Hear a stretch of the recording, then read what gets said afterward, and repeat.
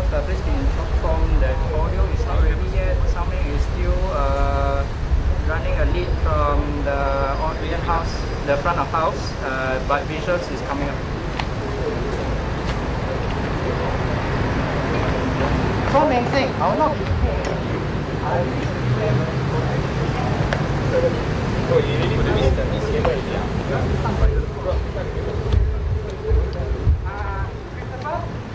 Bro, give me 5 minutes.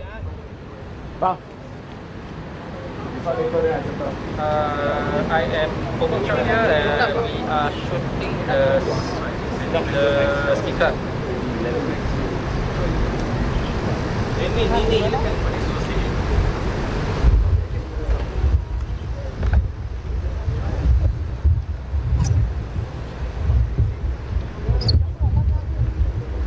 Okay lah bro. Get out. Am I? You just cable tie it. You just cable tie it. Oh.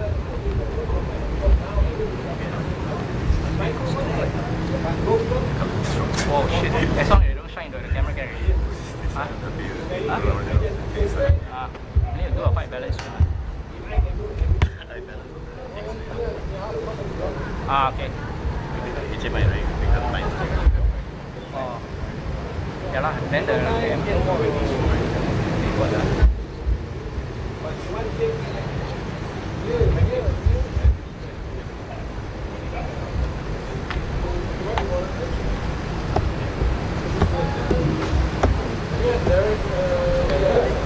Yeah.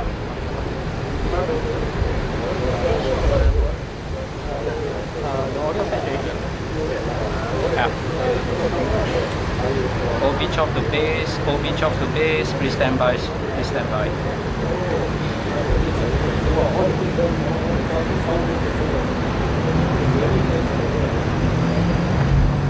Hey, you want me to take out the camera? Can we have it turn it off? Turn off the camera, yeah? How do I do that? Wait, sorry. I am not getting a good fine balance, so I am a bit panic. Do you have people? Yes.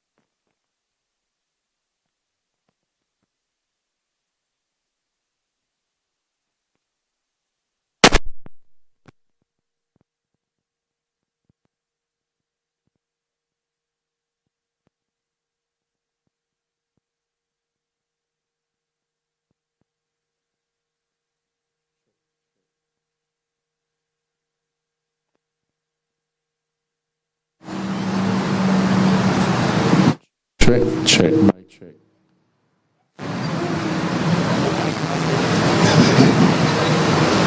Check, mic check, 1, 2, 3, mic check, 1, 2, 3. Hey, check. Mic check, 1, 2, 3. Mic check, 1, 2, 3.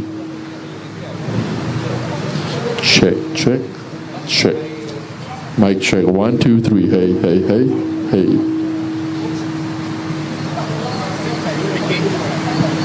Speaking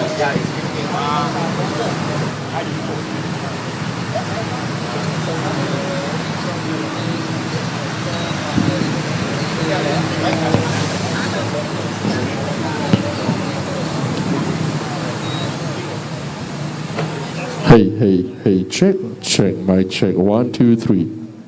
Hey, hey, check, check, mic check, 1. Check. Hey.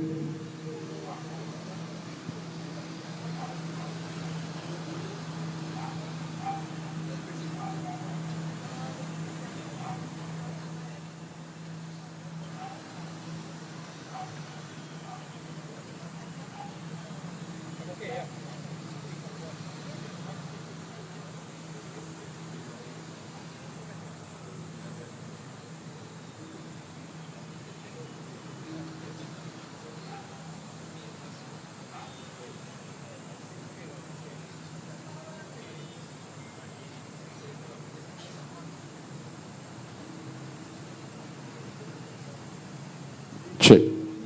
Hey. Hey, check. Mic check. 1, 2, 3. Mic check. 1, 2, 3.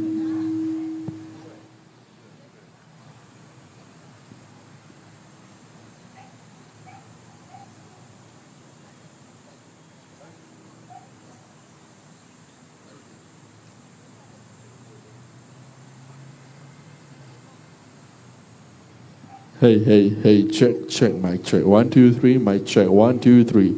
Hey, hey, hey, hey. Check, check. Hey.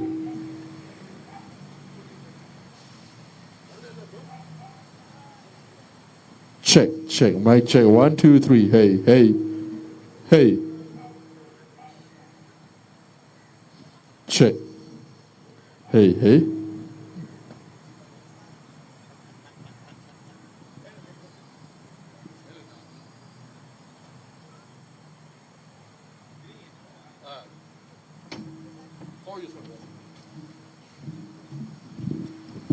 Check, check, mic check. 1, 2, 3. Hey. Hey, hey, check. Mic check. 1, 2, 3. Bro, check, check, mic check. 1, 2, 3. Mic check. 1, 2, 3. Hey. Mic 4, check.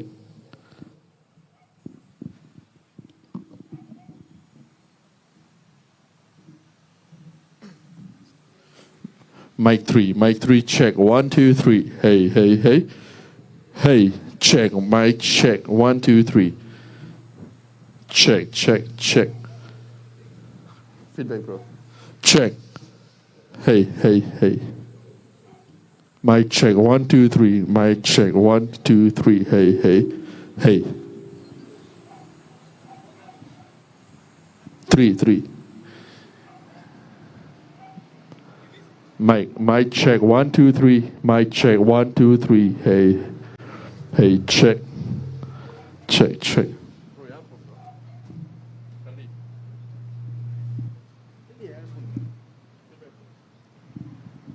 Check. Hey, hey. Mic check. 1, 2, 3, 4, 5. Hey, hey, hey. Check. 1, 2, 3.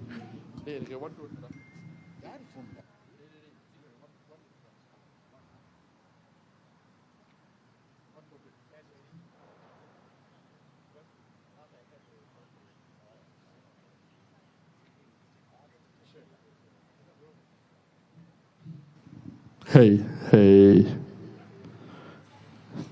Mic check. 1, 2, 3. Mic check. 1, 2, 3. Hey, hey, hey. Check, check. check, check, check, check, check, check. Three, mic three. Hey. Hello, bro? Check. Check, mic check. 1, 2, 3. Hey, hey. Hey, check. 1, 2, 3. Check, check. Mic check. 1, 2, 3. Hey, hey, hey. Hey, check. 1, 2, 3. Mic check. Mic 3. Mic 3. Check. 1, 2, 3. 4.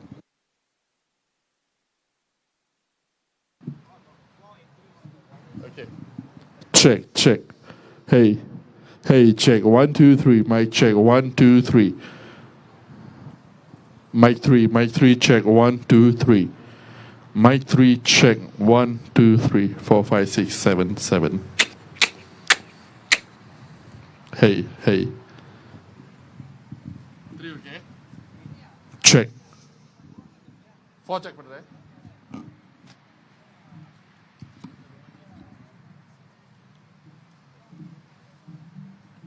Check, check. Mic 4, check. 1, 2, 3. Mic 4, check. 1, 2, 3. Hey, hey, hey. Hey. Check, check. Mic check. 1, 2, 3. Mics. Mic 4, check. 1, 2, 3. Mic 4, check. 1, 2, 3. Okay.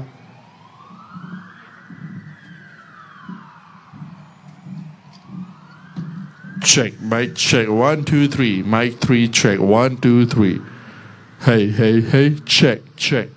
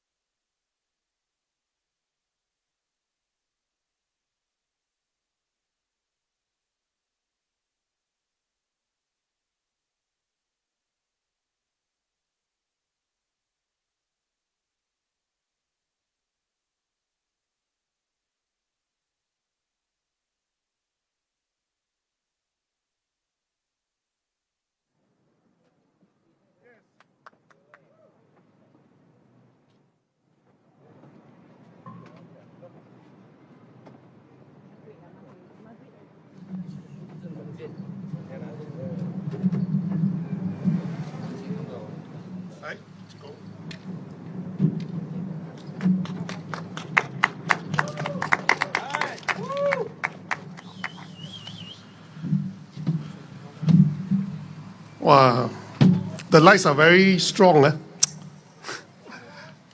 Okay. Good evening, everyone. Can you come forward? Welcome to GMS Late Night Live Chat. This is not Late Night Live Chat. This is our first political rally for the general election 2025. I welcome, a warm welcome for all of you to join us tonight. This is our first rally, and it's actually a weekday. I appreciate your support. Now, before I start, I'm Goh Meng Seng. I'm a Secretary General of People's Power Party. I'm in this political arena for about 25 years this year, exactly 25 years. It's a long journey. I appreciate all the support from all you. Without your support, I would not be here today.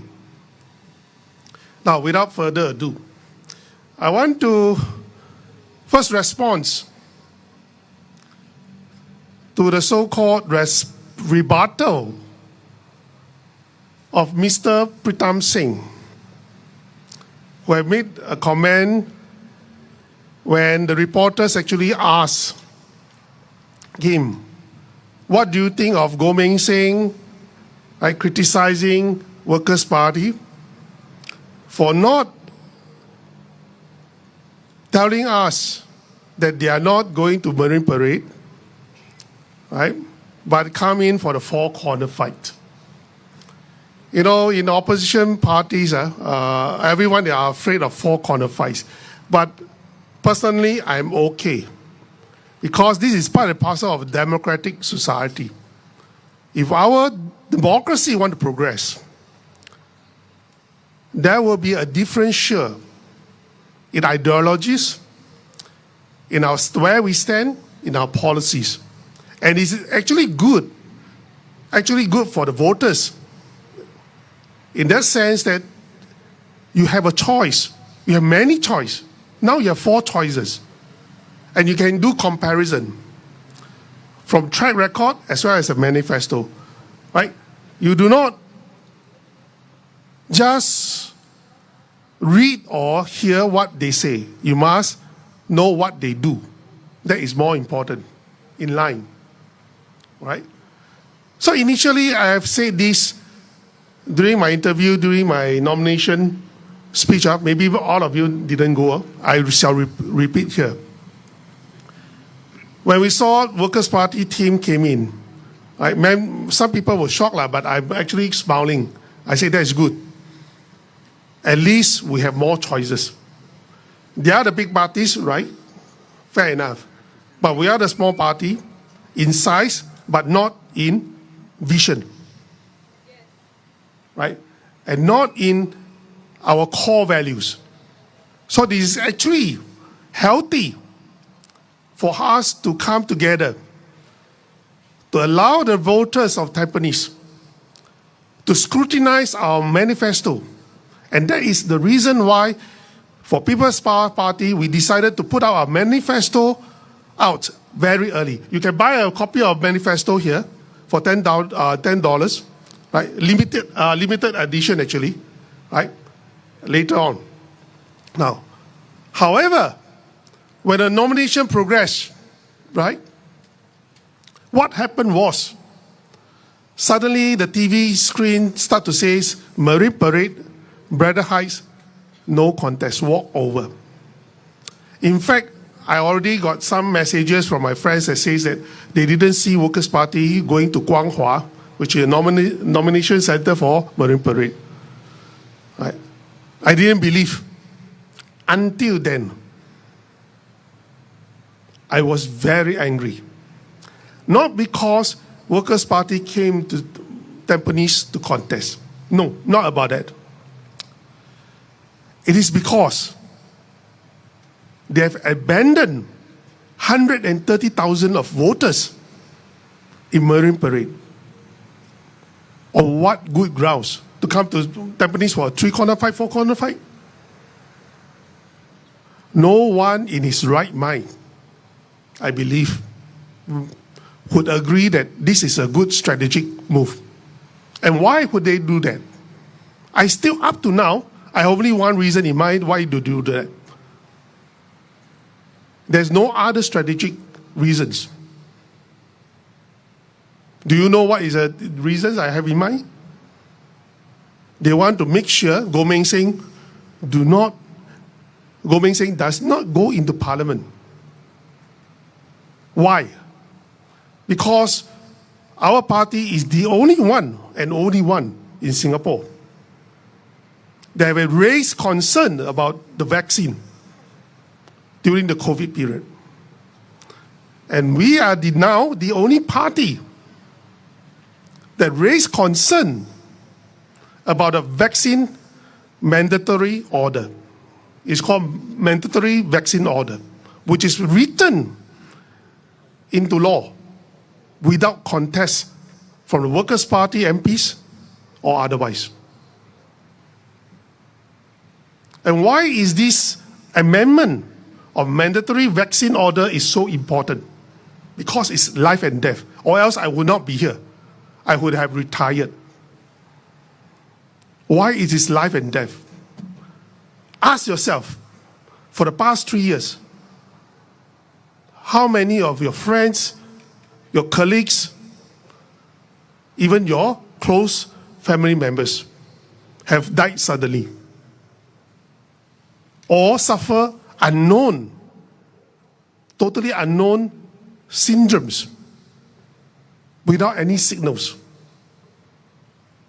Well, we cannot say it must be the vaccine, but at least the Ministry of Health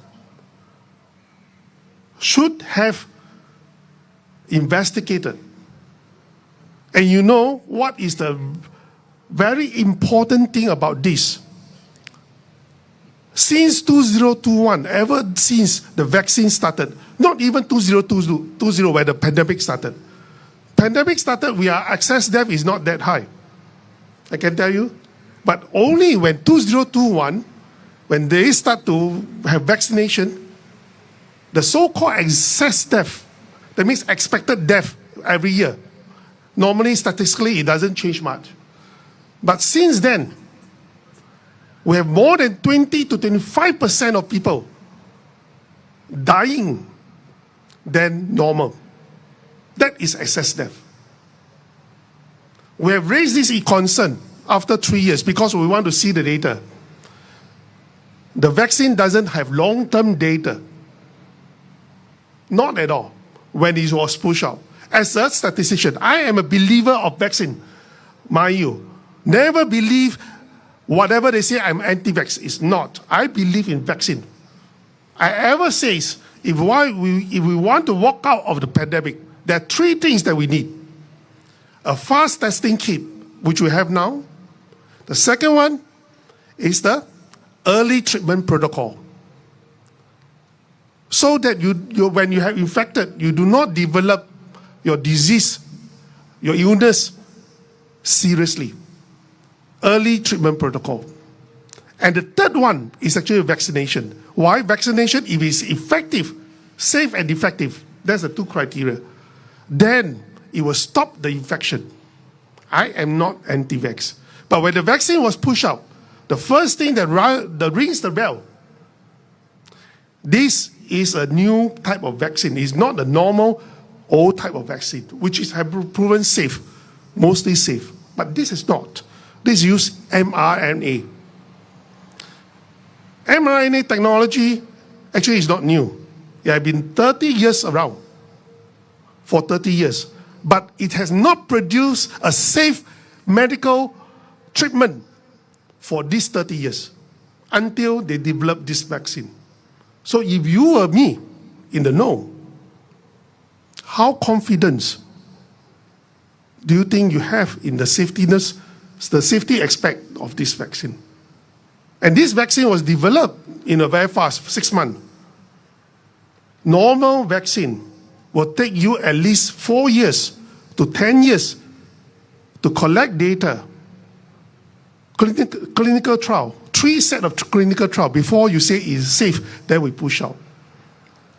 But this is only 6 months. So that is a second signals that raise concern for me. As a person who believes in vaccine, I say maybe we shall wait and see. And true enough, when the vaccination started in late January 2021, up to 2 months, even those who are vaccinated were all infected. Those who work in airport, those who work in hospital. Does it mean it's effective? Not to mention about the safety aspect. It is not effective at all. In the statistical terms, if it is effective, we have 75% of vaccination, we will have herd immunity. But by then, by April 2021, I already know we are not going to achieve herd immunity with the vaccine. With this in mind, we start to see a lot of signals from US, from Europe. There are a lot of side effects coming on. That is a safety concern.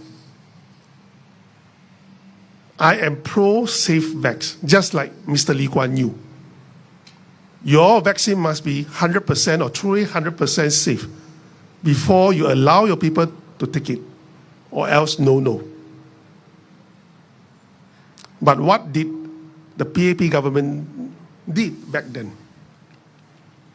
It pushed the vaccine. It went to BDS, then no jab, no job. Now, they changed the law to say, this is very, very important, to say that if next pandemic, the same kind of pandemic, they have a vaccine, they will say, you must take it. If you do not take it, you will be turned into a criminal.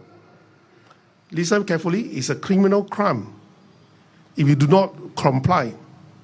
And what are the penalties? You will be fined $10,000, up to $10,000, or put to jail for 6 months, up to 6 months, if you did not comply. Do you want that to happen to yourself, your family, your kids, and your friends? No. Definitely not. Everybody knows your body well, whether you have illness, whether you can take beyond a certain limit of medicine. Let us decide. Informed consent. Yes. This is what we are fighting for.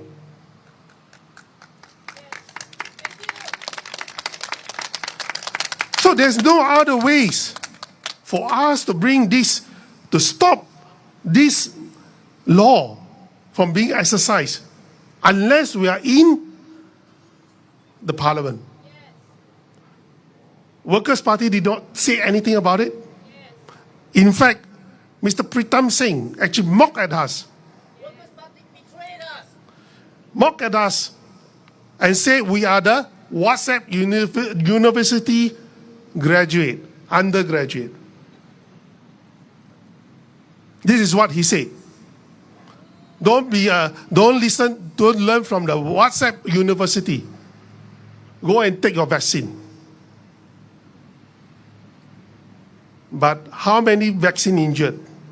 Gone unnoticed and silent. I can tell you one story. We are just at our Tampines hub the other day. When we talk about this with a Malay lady with her and a mother, we said, next time around, do you know that he's going to change you or will force her? She started to cry. Why? I was shocked. She said to us, I'm so young, I don't want to die.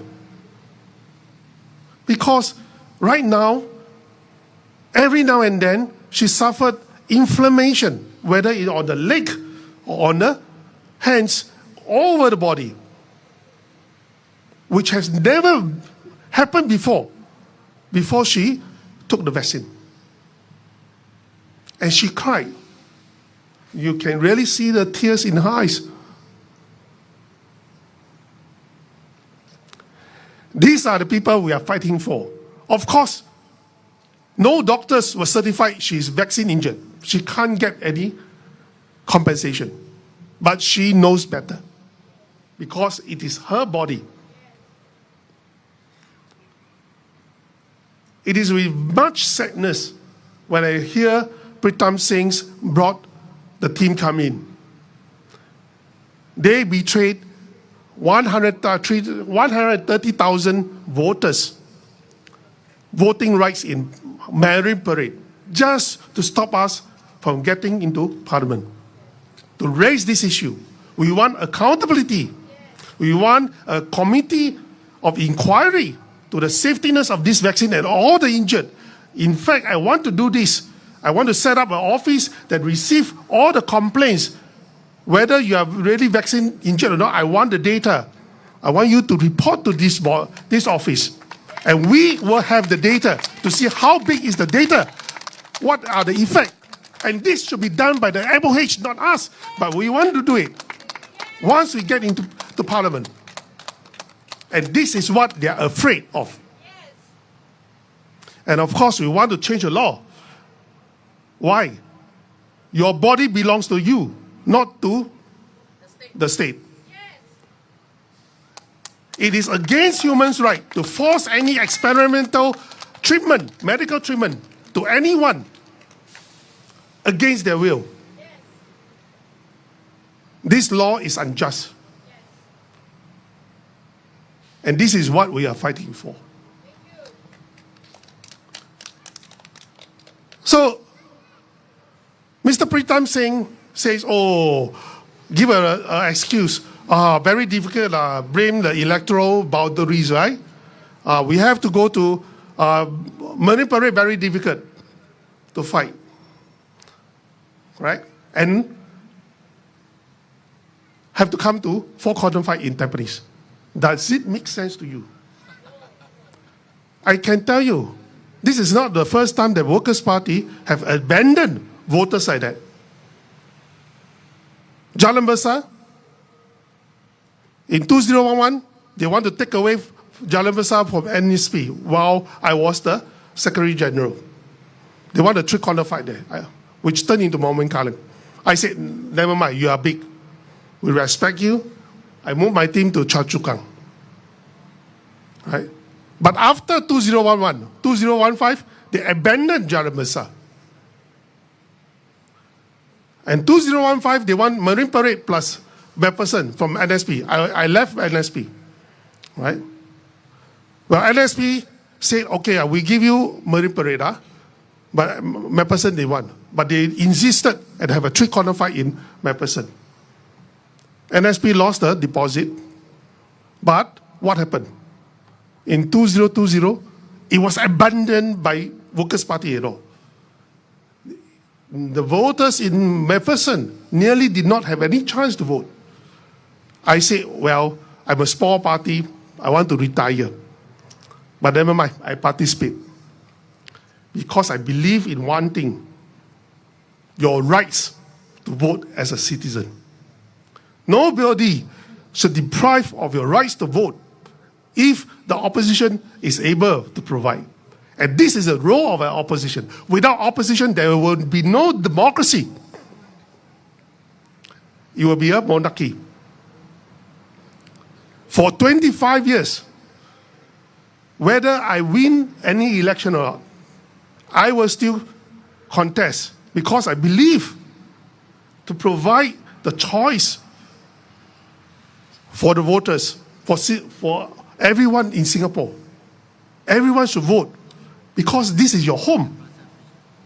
You should have your right to tell the ruling party what you think about their performance through your votes. And you should have the rights to decide who represents you, your vision, your core values in Parliament. Or else it's no longer a democracy.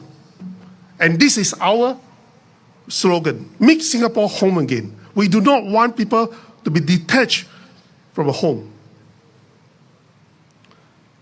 That is why I was very angry about what Workers' Party have done when I heard in the nomination day. You can ask my colleague. I was shouting. I said, how can you do that? If you have said so before the day, we could have, in amicable terms, okay, allow you. I have already done that for so many times. We will go to Marine Parade. But no. And right now, after that, after this is the second day, third day, second day, not a single apology from Pritam Singh to the voters in Marine Parade. And in Chinese we say, 完全是目中无人. He said respect this, respect that, but he respect nobody. He doesn't respect any other opposition members. It's all right. We are small. But he didn't respect the voters and the supporters in Marine Parade. Not a single apology. Just excuses, lame excuses. Now, the question is this. If Workers' Party under Pritam Singh can do this to Marine Parade, can he do the same to you, the Tampines voters? Just like? No. Really? Leopards never change his spot. You have done that to my person, you have done that to Marine Parade, you will do it the same to you. There's no commitment or any respect of the voters at all, whether you are in Mapperson or Marine Parade, and definitely in Tampines.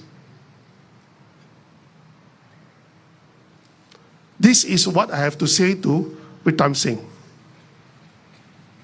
If one day he becomes the Prime Minister, Never. you will be more PAP than PAP. Yes. Even PAP do not do that. So, it is not with anger I say this. It's with plain disappointment. Because if you want to compare, what rights do you have to tell me, oh, don't both up my strategy, I'm very big, right? Focus on our campaign. Bro, when I was contesting 2006, where were you? Suckling. And I was the one, part of the team in 2006 Workers' Party that built the platform, the foundation for Workers' Party to be what it is today. And you step on the platform and you step on us. The only thing I have regretted in my life is to build the platform for these people.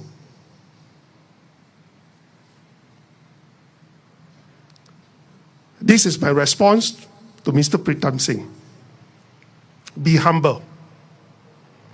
You do not stand where you are right now without the sacrifices of political activists and the past activists like us and your supporters who wanted to vote for you, waiting to vote for you, your team for 5 years, and you disappoint them. And you brush them away without even an apology. Do you want such leader to lead the country? No. That's all for me right now. I'm going to introduce my next speaker. Next speaker is Mr. Martin Ho. He always wants me to introduce him as a humble former civil servant. He will be contesting in Ang Mo Kio GRC. Martin is really humble. Not only humble, he's very loyal. And loyal is not enough to describe him. He's very patriotic. Patriotic is not enough. It is all for the people. Even as a civil servant, he always thinks from the perspective of the people that he serves. He doesn't use the book of the rule to throw at you. He will consider everything in his power to make things happen for his client back in NEA. Right? Let us hear from him. Mr. Martin Ho. Thank you for the very good introduction. My name is Martin Ho. In Chinese, 我的华文名是何云龙，云是代表太阳，日云的云。I hope, as a sunshine dragon, I will bring light to your path and warmth to your hearts and to all people around you. That's my name in Mandarin. Now, I grew up in the 60s and 70s, and I served my national service as a police inspector after I finished my studies, before proceeding to get my engineering degree from the first batch of NTU, which was known as NTI back in those days. So you can imagine how old I am. My contemporaries have served in Ang Mo Kio before as MPs, Lee Bee-wah, Inderjit Singh, and they have retired 5 years ago. And here I am as a retiree coming back to serve you, not because I need a job, but because I feel that I have the time and the capacity to serve the people who are really in need. I visited Ang Mo Kio for these past few days, walk around. I see so many old people, some cannot walk, some jobless. And then they worry that their savings may run out. And then what? With the cost of inflation? So I'm here to serve you, and I decided to support Goh Ming Singh because of what he has said about the vaccines. So with a name that ends with a dragon, Ming Singh decided to put me in Ang Mo Kio because he said, that's the dragon's den. This Xian Long Ma, the show dragon Xian Long, he has shown all his powers, his ability to rule Singapore. Not easy. I saw him that day. I greeted Mr. Lee. I'm very sad for him because he looks weak. He has been in politics for 40 years. He needs a good break. But unfortunately, 放不下。心不在，他是放不下，他的心智还在新加坡，这个是真的。他很多事情放不下。Recently, because of the trade tariffs, he was so frightened of what will happen to Singapore. But I think things have changed the better. So I told my cousin, please tell Mr. Lee. I think my cousin knows him. I think he should be more settled down. Don't worry too much. So when he told me you are going to enter the dragon's den, I thought of the movie Enter the Dragon. Oh my goodness, in that movie, the little dragon Li Xiaolong had to defeat the very powerful, dominant gang leader Sekin in order to leave the island alive. He was formidable, very powerful. I think all of you who have watched the videos or the movies, if you are as old as me, would have remembered how tough the fighting was. Blood all over. But he survived. And the little dragon went on to play the game of death. Big mistake. Now, if I win, I will play the game of life. Not the game of death. Because it's your life and my life, as what Ming Singh has said. We should have the right to decide what is best for our body. And talking about life, in Chinese they say, 生老病死. That's life. The moment we are born, we are destined to die. But let's make it less painful, more enjoyable, more meaningful, while we go through this earthly existence called life. Do you agree with me? Okay. But in Singapore, I remember back in the 60s and 70s, I used to see stop at 2 posters because even though we were poor, our parents were producing so many children until Mr. Lee got worried whether can provide enough jobs and food for the population of Singapore. The irony is that the richer we got, the less children we have, so the total fertility rate now is below 1. I know Mr. Lee is also scratching his head, so he thought, we need to employ more, we need to bring in more foreigners to make up the numbers. But what is the root cause? One of the root causes of the low fertility rate is because of the high cost of starting a family. Over the years, your HDB prices keep on going up. Your salary may have gone up, but your job security has gone down. So you worried, like my friend there, still not married at 34. He says, no security. No, I don't know. I cannot find my path. I hope I can shine some light to his path.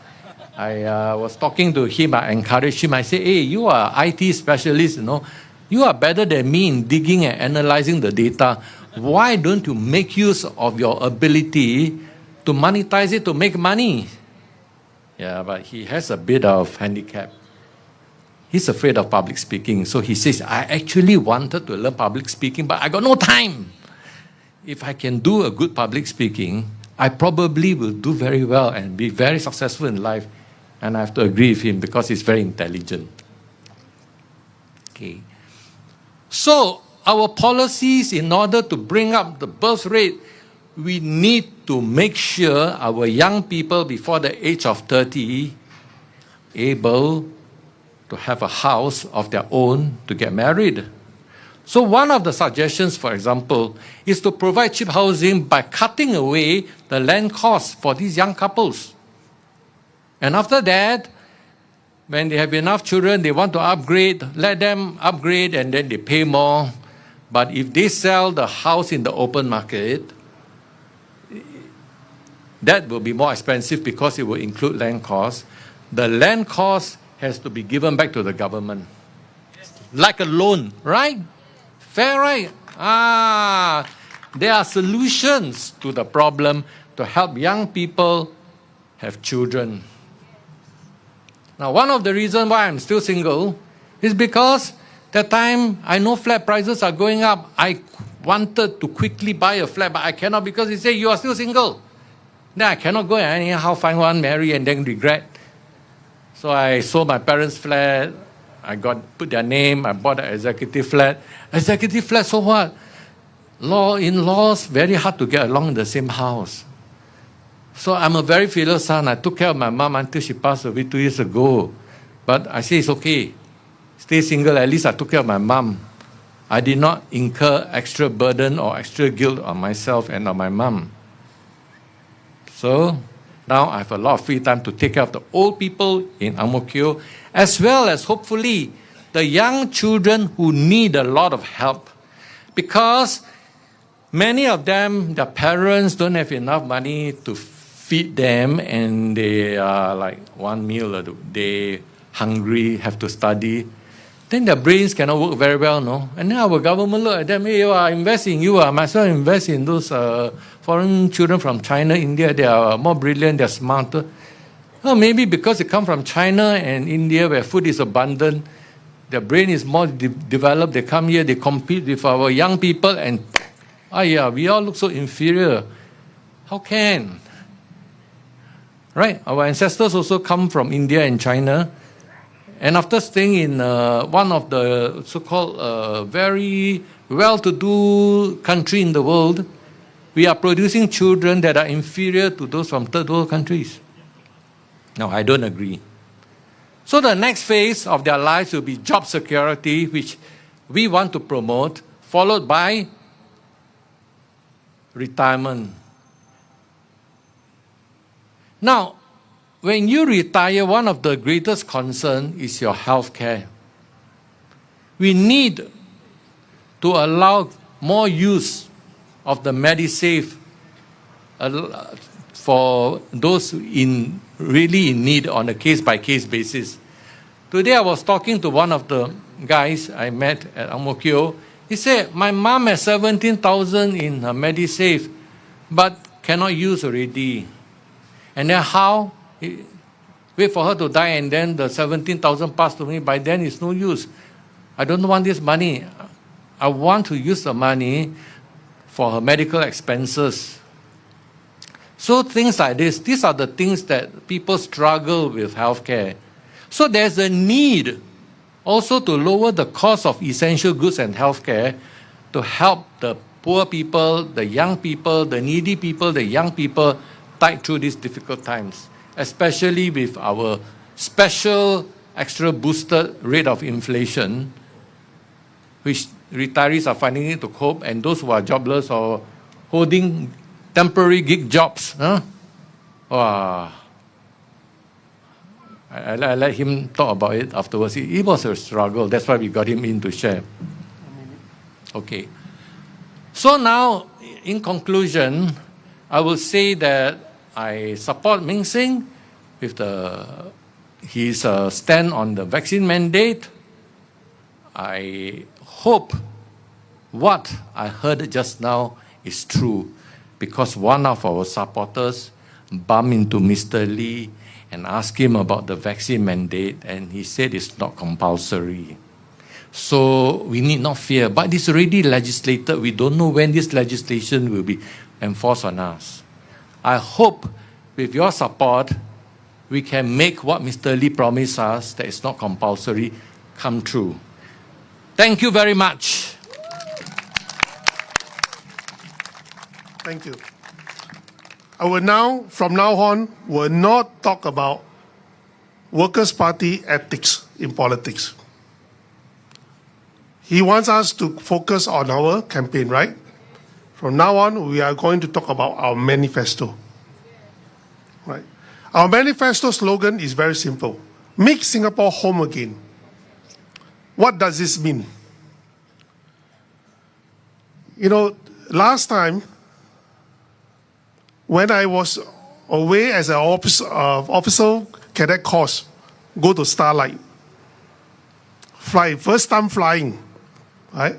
And when I flew back after 3 weeks, the first thing I want to do is to kiss, not Trump says, is to kiss the land of my homeland. It is that type of passion for the land. A home is somewhere, some place they will die for to defend.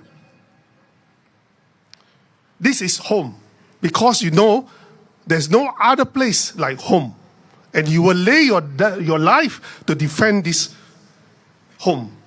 However, all the guys down here, when you go back to the ICT, what do you see? There's no one with a passion to say, I want to do it right, to defend this country. Even the young ones in the army boys, they no longer have that passion to say, I want to train hard so that I can defend this land. Do you know why? Because when you go back to ICT, other people will steal your lunch. They will get the promotion, not you. This is a very common problem among us when we go back to reservist training. Because of population policies, we become demoralized. We felt that we are the second class citizens in Singapore. Our young ones do not have a vision of where their career path will bring them to. They may have a job, especially in IT, but later on you become a contract staff. What is a contract staff? When you become a contract staff, you do not have a career path. You will only be treated as a digit for the quota for the companies to employ more foreigners. And when they employ them, they become part of their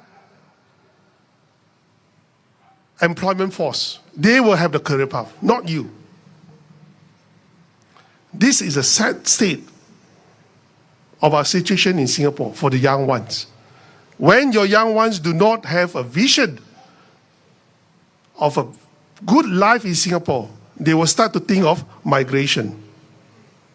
20% of Singaporeans wanted to migrate out of Singapore. 60% of Singaporeans want to work overseas because they have seen no future in here. Do you call this home? With this in mind, our population policies have put it very simple.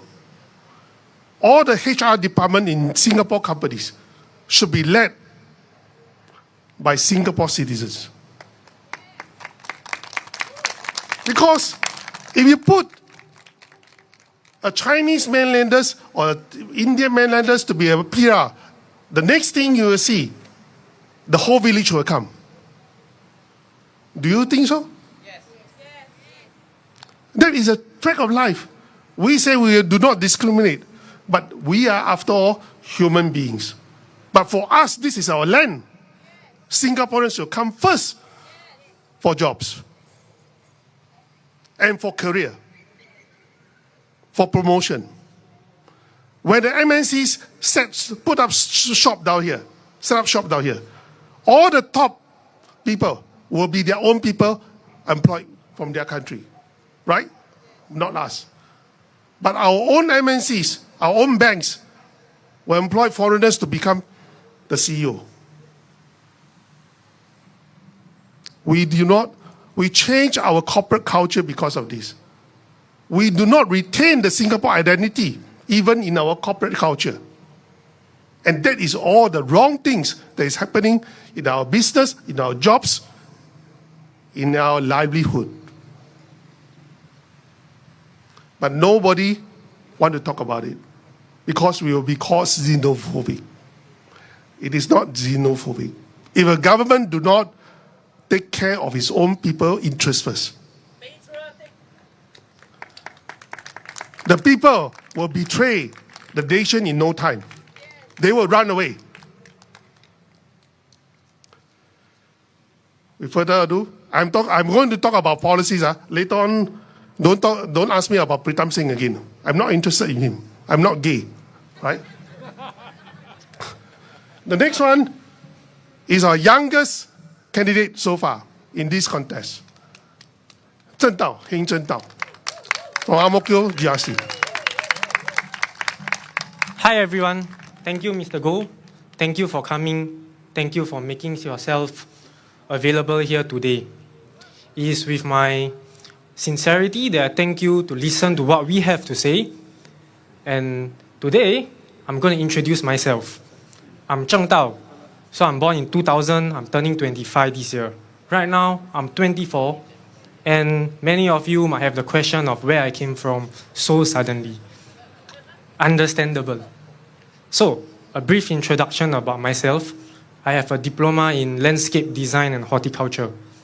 That has been my interest in plants. Basically, it's plant science and plants design. So, growing up, I've been interested in plants and greenery. I think most of my generation, we are brought up knowing that there's something wrong with the ozone layer. There was a hole in the ozone layer. That was what I went through. Thus, I'm concerned about the environment. Of course, my upbringing, I have to survive on financial assistance scheme. I relied on food vouchers. So, I had to actually think about my food security. You know, Singapore as a country, we import a lot of our food from overseas. That's also another reason why I decided to study plants and learn more about farming. So I actually learned more about hydroponics. I ran a workshop for it. I learned about mushroom farming, durian farming.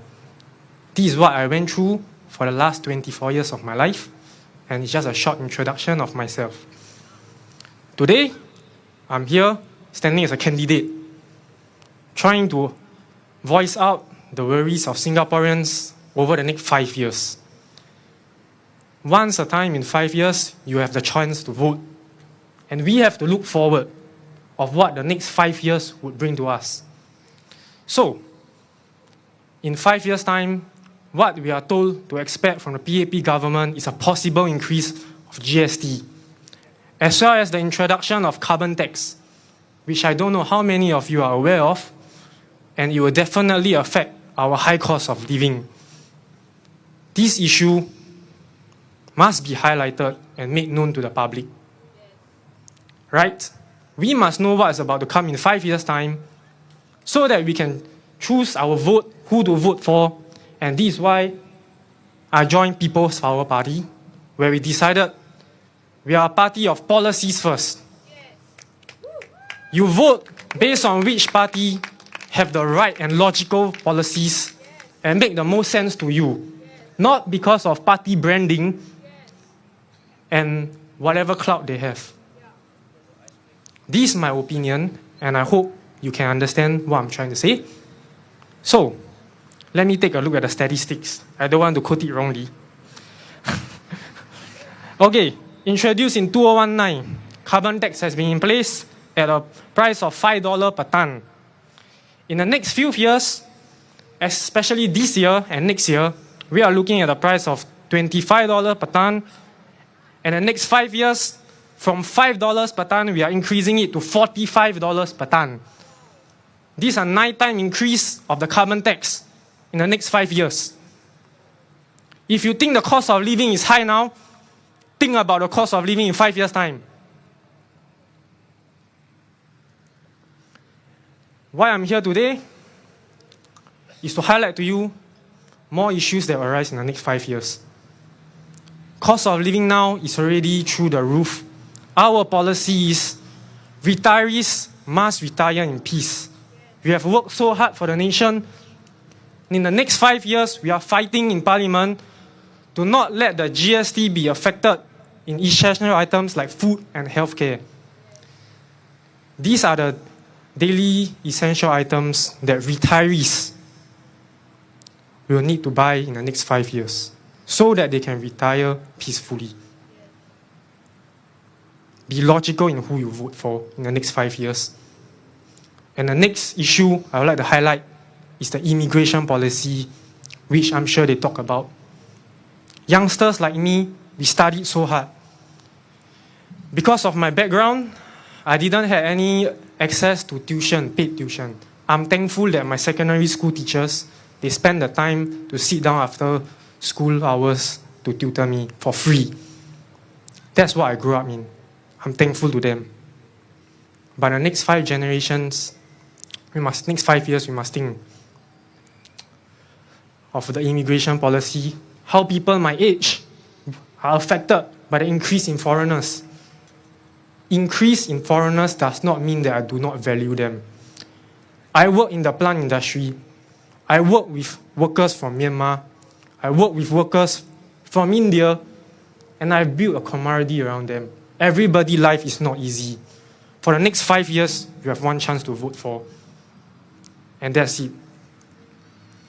And the next 5 years, what nobody has talked about is the introduction of AI.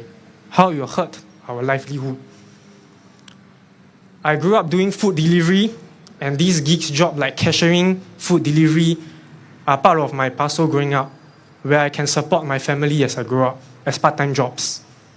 In the next 5 years, we are looking at AI, self-driving cars, which might take out the rice bowl of Grab drivers, food delivery drivers in the next 5 years. You all can laugh at Samuel for singing. That's his expression of the pain felt in his heart. You all are laughing at him. In the next 5 years, imagine what happened if automated cars are brought out in the streets. How many of us depend on Grab and all these food delivery drivers to earn a living? Once these food delivery drivers and automated vehicles hit the market, what will happen to your livelihood? It's a very scary thought. Where will all these jobs go? Laugh at him and you know what you want. There's one Samuel here. 5 years later, how many Samuels are there going to be?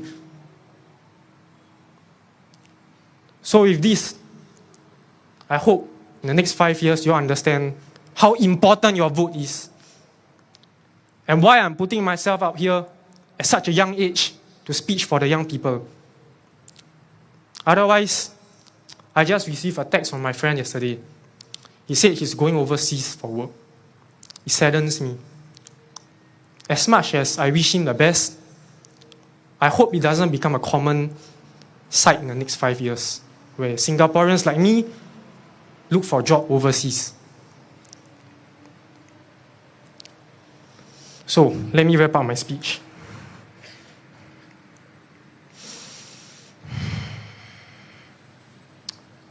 With the increase of foreigners, I've been looking at some other issues. Our local culture and their foreigner culture. There have been disagreements whereby these foreign talents, foreigners, have their interest in cycling on the road and have issues with our local drivers and the culture they bring in. Some of them are not good. You know, last few months, we have been looking at foreigners urinating in public transport. This is a common complaint, not a common complaint, this is a complaint I received from Ang Mo Kio residents. Not only in public transport, HDB areas in Ang Mo Kio's, people urine inside the lift. Since when have our culture become like that? It's unimaginable to me, you know. So for looking forward, we must understand as Singaporeans where we are headed towards. Thank you for making your time today. 大家好，我这次用华文来介绍我自己，简单的介绍。刚才我的演讲可能会把你们讲得太久。我名字叫王正道，我的背景是我从理工学院出来的，我毕业的文凭是园艺学和植物设计。我从小对植物有个爱好。因为我长大的时候，他们说这个二氧化碳对我们的 ozone layer 有很大的影响，有个洞。那时候他们说地球要灭亡了，我不知道你们记不记得，那是我长大的情景。然后我长大的时候，我是靠着一个 financial assistance scheme 食物 voucher 汇券长大的。我也很关心我们吃的食物，我们吃的问题。尤其是新加坡这么小的国家，我们靠着外国运口进来的食物来养着我们的人民。因此，我的背景是在这些植物上，还有蘑菇、榴莲这些种植上，这是我个人的兴趣。简单的介绍一下自己。为什么我在这么小的年龄，在这里要为新加坡出一口气？是因为我们未来5年里，我所看见的情景让我很担心。大家现在的生活费已经很高了。我对红帽桥的居民，我们采访时、走路时问他们的问题，他们说生活费真的很高。但是，在未来的5年里，你们知道会有什么政策吗？ GST 还会再起，还可能会起1%。还有二氧化碳 carbon tax 会流行出来，现在是1单5块，未来在5年里会起到45块，这对我们消费者是很大的影响。水电费上，这些问题不会减少，在未来的5年里还会影响到我们的生活。然后我们外国人的政策对我们新加坡人公平吗？我相信刚才吴明胜还有 Mr. Martin 已经大概跟你们介绍了我们觉得的外国人口政策。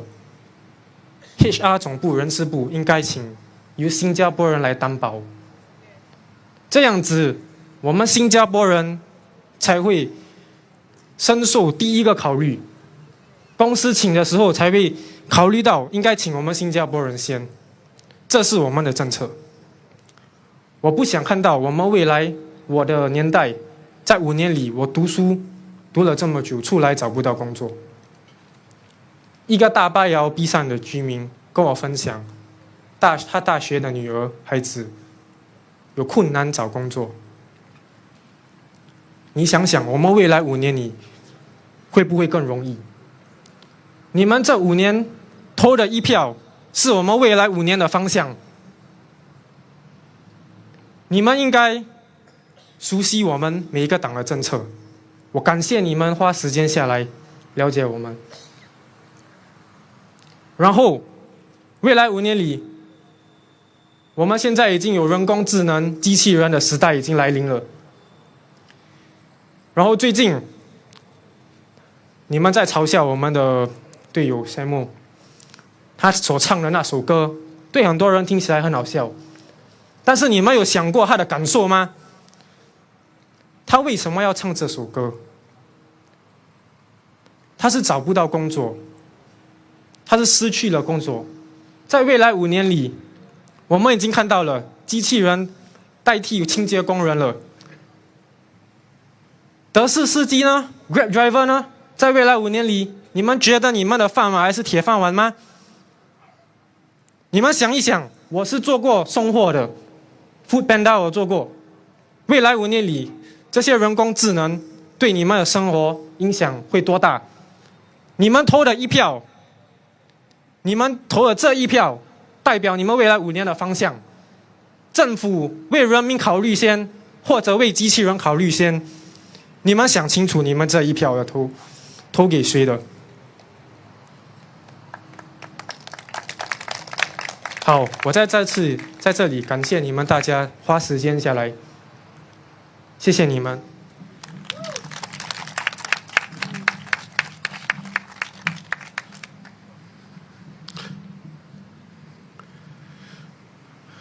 正道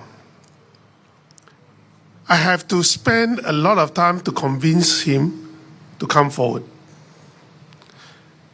And I've seen some of the comments from the internet. Oh, so young, what can he do? What can he represent? But I can tell you, if imagine when you are 24 years old or 25 years old, how many years of working experience do you have? He has already at least 15 years of working experience. The livelihood. 10. Wow, 报大树. Right. These are the young people who have gone through the hardship and they want to have a good life, just like everyone else. They do not want to be left out. That's why I decided to fill a team 老中少 because in a home, the concept of home, you must take care of the old, elderly, retirees, the middle-aged working class, and the young ones for their exploration. We do not want the same kind of people, the elites that people you have seen. They're also singing singing karaoke and all that. Always say, wow, always come from bad background, but they are now earning, well, not $1 million maybe, but $500,000 maybe per year. But these are the ordinary people that I've selected. Because my party is called People's Power Party. It's not called Elite's Power Party. Right. The next speaker, Thaddeus Thomas. Thomas Thaddeus. Yes. Thomas. He's a very interesting guy. He can speak Mandarin. Good evening, Tampines. Yes, I can speak Mandarin. 我们是新加坡人啊，我们全部可以讲华语。我们印度人不要跟你讲而已，啊。Okay, you know that there's a lot of gossips we can hear in office and all lah. So that's one of the benefits. Anyway, they say east side is the best side, so we will see how it goes. So as you can see, I've scripted here as also with some of my colleagues because these days the rally, there's a lot of clauses involved. You know, saying the wrong things you can get POFMA for that. So in that bit, it is scripted. Elections when rally is Saying me right. no. when the rally is going on, emotions will fly, I tell you. That is when people will utter what is in their hearts, but it's actually not politically right. So that is why I have it down here. So bear with me. So many of you all have come here after work. Heart is heavy, leg is tired. But this is what we have to do. This is since the last 10 years since we had a rally. Okay, so moving forward, my name is Thaddeus. I'm from the Ang Mo Kio team, with a few of my colleagues here. And for those who do not know, Mr. Goh is a commissioned officer in the army many years ago. Mr. Goh has given his heart and soul for Singapore, if you know what I mean. He is one of the last generations of Singaporeans who have spent decades of their life, time and money in politics for a cause many of us only can rally from behind. Mr. Goh also wanted to be transparent with his manifesto for Singaporeans, unlike other parties which take a safe approach and omit values and questions like the LGBTQ and vaccines, just to garner votes from all walks of life. We have heard the nomination speeches from the other parties, promising you well-being, stability, and their safety nets. The same promises we have heard years and years over and over again, like the Swiss standard of living. Now, currently, the only thing Swiss is the Swiss roll you buy from the cake shop. The question you have to ask yourself is, how have you been living in the past 5 years? Were you living or were you surviving? Yes. Before you vote, I want you to remember, how many times have you survived on the last $50 in your pocket? You know who you are. Was this what we voted for? No. 5 years ago, no. Dear Singaporeans, our intentions are actually to strengthen the current policies in place and to question anything out of line. Those who will be voting for us have been hurt. They have been bitten by the same system that promised us the Swiss standard of living. There are also those who think that I'm actually okay, Bripaile, I'm stable, shall we just not rock the boat? I don't mind paying a bit more for the high cost of living.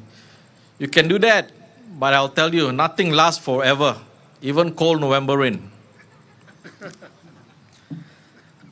Those days, when we hear the rally, we heard them saying, we need to elect the opposition to be the co-driver so that we can slap the driver when he falls asleep. Remember those days? Those was the past. You know why? Now we are all at the back of the lorry on this bumpy ride. Some has fallen off and the lorry is making a U-turn now. We stand here today with everything to lose. But we still stand. We stand together to say enough is enough.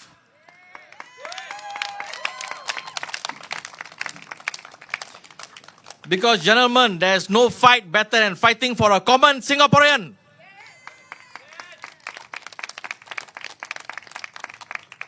We have given in over the years. Give face. I cannot mention. Lucky I got it scripted. Almost came out the mouth. That is why the script is important. Time over time, we have given in and given in. Until now, the one-time is $5. I cannot promise you, but I tell you, you make an educated guess. When the one-time becomes $7 next year, you know what will happen. Those who are able to migrate will migrate. But the balance, me and you, if nothing is done, 5 years later, same time, same place, Mr. Goh, you will see us speaking here again. No more, no more, no more. That is why I said, this is the time, ladies and gentlemen, because this Secretary General You can never find in my generation who will pour out everything just to hold the people together. To lead any team up to this stage. Ladies and gentlemen, when you go to bed tonight, to sleep, to retire your tired legs and your weary eyes, think, if this is what you want, is this the lifestyle we have all been brought up, taught, been educated for? You want this and for your children? No! Before I end my speech, I don't want to be more draggy. I do have a few words to say to first-time voters and young voters who are going to vote. It is your generation now that you and your spouse will have zero in your MediSave ordinary account because of the high housing costs. In the next decade, we won't hear Singaporeans saying, return our CPF, return our CPF, boleh ah, book liao, loncong ke HDB liao. You won't hear that anymore. No more CPF, no more retiring fund for that. All has gone up to the house. It is in your interest to understand the politics of this country is moving towards. They know they have the statistics of how our undergraduates are struggling to find a proper job. Take advice from the people who have worked alongside foreigners in the real dog-eat-dog world. Wanang kong si kau jiak kau. Kau jiak kau. Because Singaporeans, you are being compared to the other class of people. You are dispensable at any time. Unlike us, some people have CEO positions and high posts waiting for them. Seats being warmed. Not for you and me. We have to struggle. Don't compare yourself to your parents. It will only make you feel ugly. Their generation was different. Our generation was different. Frankly speaking, if the HDB 4-room flat cost 40,000, I wouldn't be here. I'll be voting for PAP. But don't despair. Have faith. We have faith in you. Which is why we are here standing and telling you what rightfully belongs to you must belong to you. But first, it will not come easy. It will come with a fight. Only you have what it takes to make Singapore home again. This time around, ladies and gentlemen, vote, but vote with your heart. Thank you, Singapore. Till I see you the next rally, do support us in Ang Mo Kio. Thank you. Thank you, Teres. Very fun guy. Okay. For the first-time voters, I met some of the first-time voters in Tampines in one coffee shop. 22 years old, still in poly. You know what he told me? He said, I'm not going to vote. I look at him, I say, why didn't you want to vote? He said, vote also no use. He said, vote also no use. Why no use? I said, this is your country. No other country owes you a living, owes you a good education.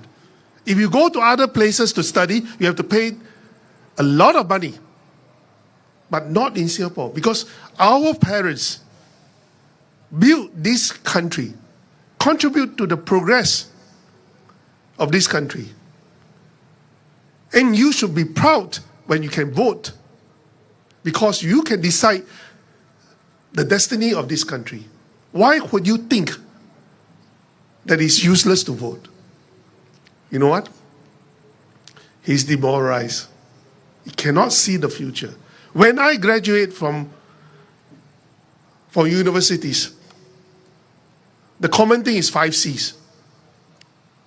Right? Car, credit card, condo, cash, and country club.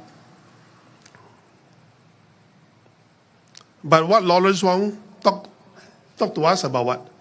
Oh, no more. We forward Singapore. No more 5 C's. We don't need that. Is that so? It's because our young ones cannot see the day they can have 5 C's in their life. And you actually package it in such a way it's forward Singapore. It's actually backward. Why? For the car. Do you know that they fixed the number of CEOs, right? COEs for cars to 1 million. But at the same time, every year they are going to increase the population of Singapore by 30,000 people. It is a simple economics problem. Population went up, demand will go up. But who will get the car? Who will get the CEO? COE. Always CEO. COE. Who? Not your children, not our youngsters, but the filthy rich, millionaires and billionaires that PAP is so proud to bring in. Even said we are not enough, we want to bring more millionaires and billionaires. What is 100,000 to them? Nothing. But what is 100,000 to our young ones, our people? Everything. And this is why they want to manage our expectation of the young ones. No more 5Cs. Don't talk about 5Cs. Want to forward. Absolutely bullshit. We have lost our dream for our young ones. That is why the young ones are not going to vote. They don't see the point. They don't see this place as their home again. We want to change this, definitely, by control the population. Do you know what is the ultimate population they are going for? Do you know, anyone? 10 million. But hey, can be by Pofma one, 10 million by when? It's 2065. How do I know? Right? I didn't go into Lawrence Wong's office and take a peek. No. Because when they increase your water tax, bond tax by 30%, what is the reason they give you? Oh, because the water consumption is going to be double, right? By 2065. Remember? If you work backwards, back then it's 5.7 million people. If the water consumption is going to double, who consume the water? The dogs are. Right? The monkeys? Yeah, population, foreigners. That's why the consumption will go. The population will grow by 80%. And that's why it's 10 million people in 2065. They don't dare to tell you what they plan for. They only want to text you and tell you other things. Do you want 10 million people in this little island? Not only for yourself, for your future generation? You think carefully before you vote. And we want to stop this. No. 6.5 million is the max for us to live comfortably. And this is in our manifesto. Please buy a copy of manifesto. You want $10 per copy. Compare our manifesto and we think forward. Right? The next person I want to introduce is the leader of the Ang-Mo-Kio team, William Lim.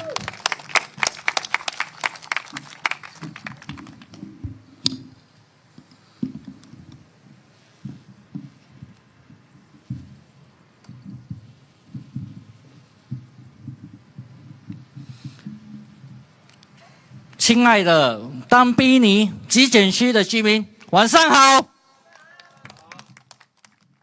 今天我们来到这边，就是要帮忙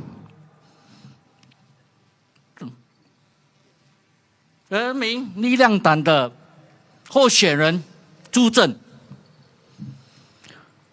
首先，我想问你，哪一个党都是律师，律师还是律师？只有2个党，我不说，你们也知道。他们最厉害的是什么？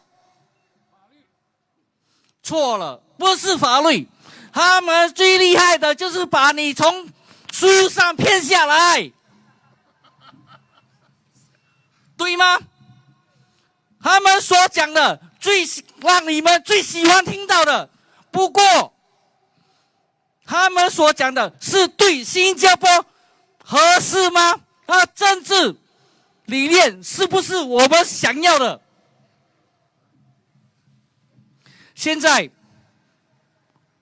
让我介绍一个人，我不要介绍我自己，也不要说我的信念，让我介绍我在新加坡认识了10年的好朋友。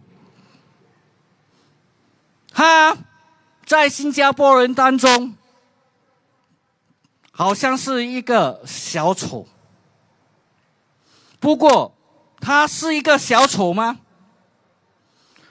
他没得到每个新加坡人的感谢，那就是吴明胜先生。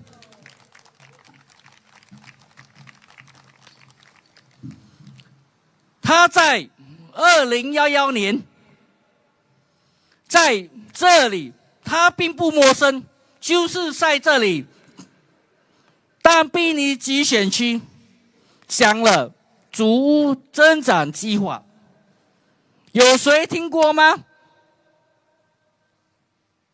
他在这里打了马宝山，在新加坡历史创造了一个奇迹。什么奇迹呢？反对党在2011年成功的拿下了第一个集选区，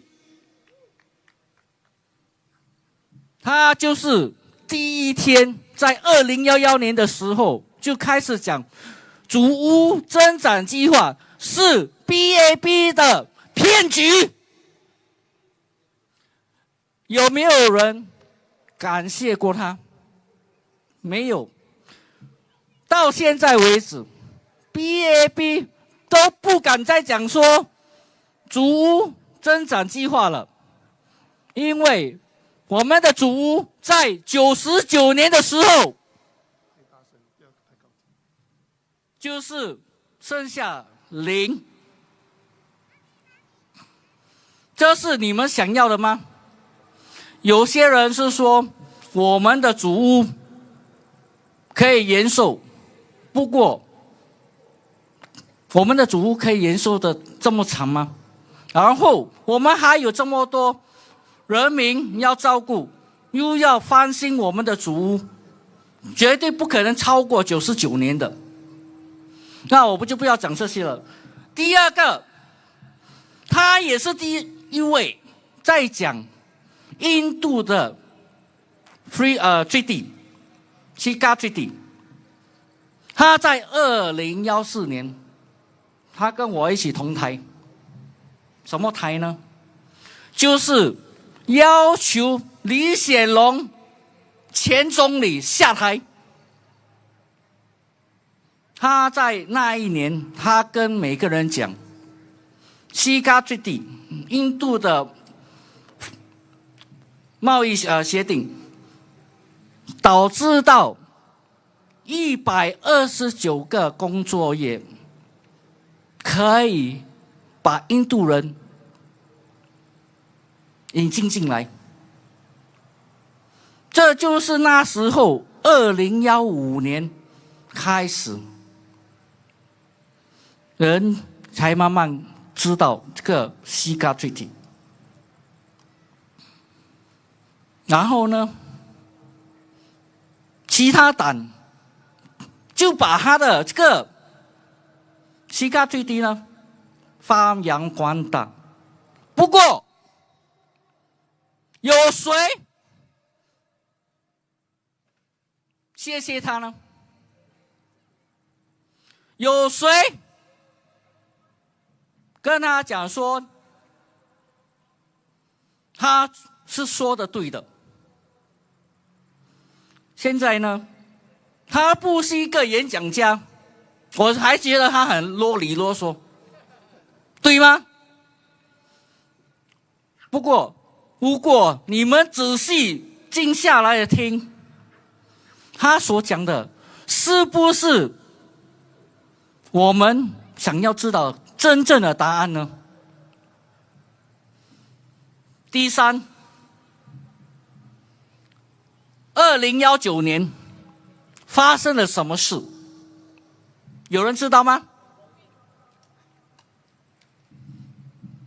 ？2019年，执政党突然间禁止了 PMD， 很多送外卖的员工突然间一夜之间工作不见掉了，有些人甚至花了几千块去买那架机器。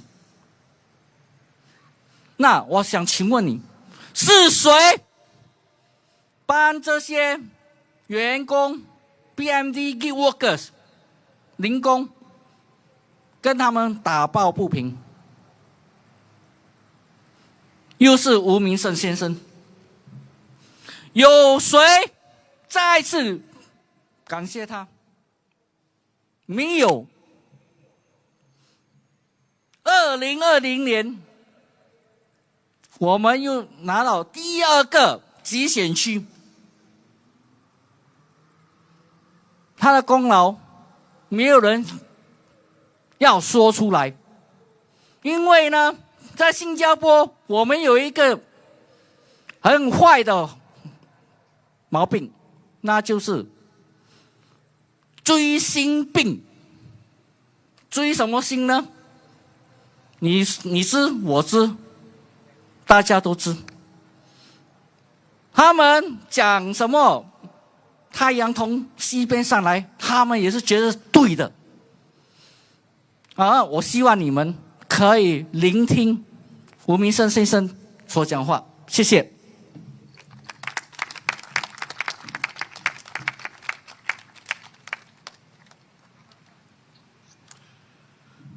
In 2011, I contested in Tampines. I led the team. The team is not as good as the team right now. Okay, that's number one. This is a frank assessment. But we have a 11% swing because Tampines is actually a fortress. It's actually a fortress.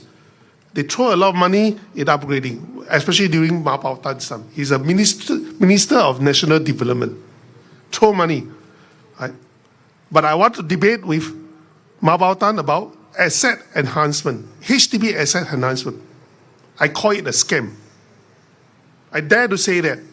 They do not dare to puff mommy. Why? Because your HDB is 99 years lease. You are just a leasee. When it comes to 99 years lease, it becomes kosong. But you know what? Even LKY, Lee Kuan Yew, say your HDB values will always go up. That is utter nonsense. Only I can say he's utter nonsense. Nobody dares. Do you know why? Because this is the law. When it comes to 99 years lease, you have seen the government will take back the properties. They are starting to take back some of the properties. You have noticed, that is the result. Your HDB will never forever go up. For those young people who want to buy $1 million HDB, please don't. Please don't. You are going to regret it. And why you can afford, so-called, is a false sense of affordability. Because they allow you to use your CPF to buy. Right? And you know what? Desmond Lee is so happy. The statistics tell you that, people are happy. You don't need to use cash. You can buy a house. All by CPF. Correct? So it's affordable. That is utter rubbish. I dare to say that. Why? It gives you a false sense of affordability. Because you are using your retirement fund to give you the false sense of affordability. You know, right now, over 70% of retirees have less than $500 from their pay, CPF paid out. $500, how do you survive? Can you survive? You ask a minister come and survive on $500 per month. They can't. And yet, GST will lower their purchasing power. I don't have fair artificial language. I talk facts. I'm a very straightforward person because my background is economics and statistics. When I see the injustice and the 骗术, I will rise up and say it out. And the only reason why I'm in politics is because of HDB asset enhancement. Why? When I want to get married in 1990s, I started to awaken. How come I'm going to pay 10 times of what my parents had paid in 1980s? 10 times. Not 2 times, not 3 times, 10 times the amount. I was shocked. But yet, people say, oh, you can afford it. And the upgrading and HDB asset enhancement, everybody are crazy because they thought that they can earn money by selling and sell off and buy, right? But you are wrong. Who pays for it? Your children. Because you're pushing up the prices and your children will suffer. And that is what we are facing right now. That's why I dare to say HDB asset enhancement is a scam. It would never forever go up because of a 99-year lease decay. When your HDB reach 40 years old, 50 years old, you start to see it goes down. Why? Because no banks will be willing to finance the buyer the full amount, the 80% or 90%. They will cut the amount that they would finance it. That's why the demand of your flats by then will drop and your value will drop. It is simple economics. That's why I want to fight Bao Tan. In spite of the fact he got nearly 70% before that. I asked him to debate for 3 times. He didn't dare. Although I didn't win in 2011. He lost his job. This is the only time when the opposition challenged a minister, even without winning, the minister loses his job. And that's Goh Meng Sing.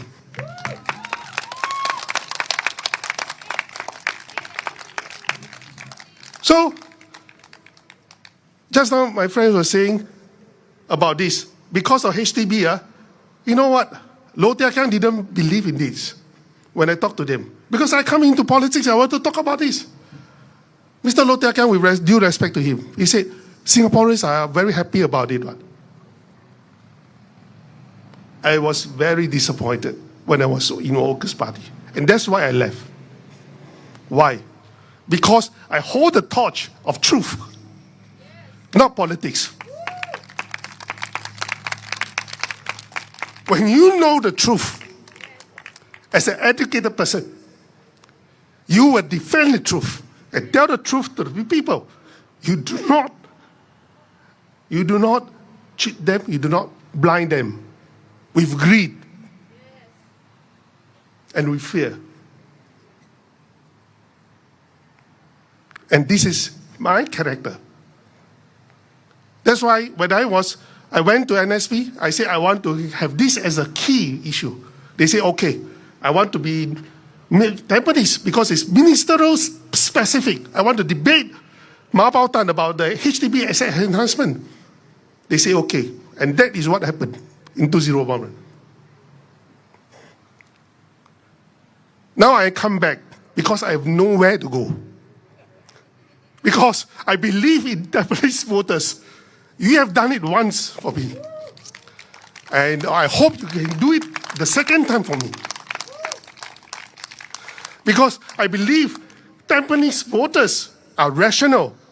When they know I speak sense, they will support. And that's why I'm here. Do not be blinded by big brands. Politics is not about politicking, it's about policies.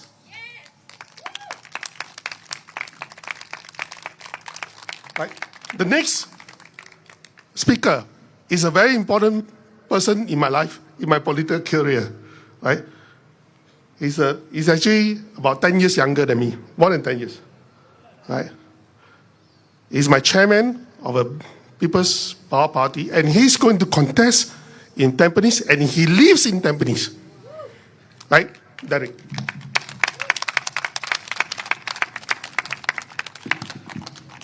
Good evening, everyone. Well, I'm actually very nervous because this is my first rally.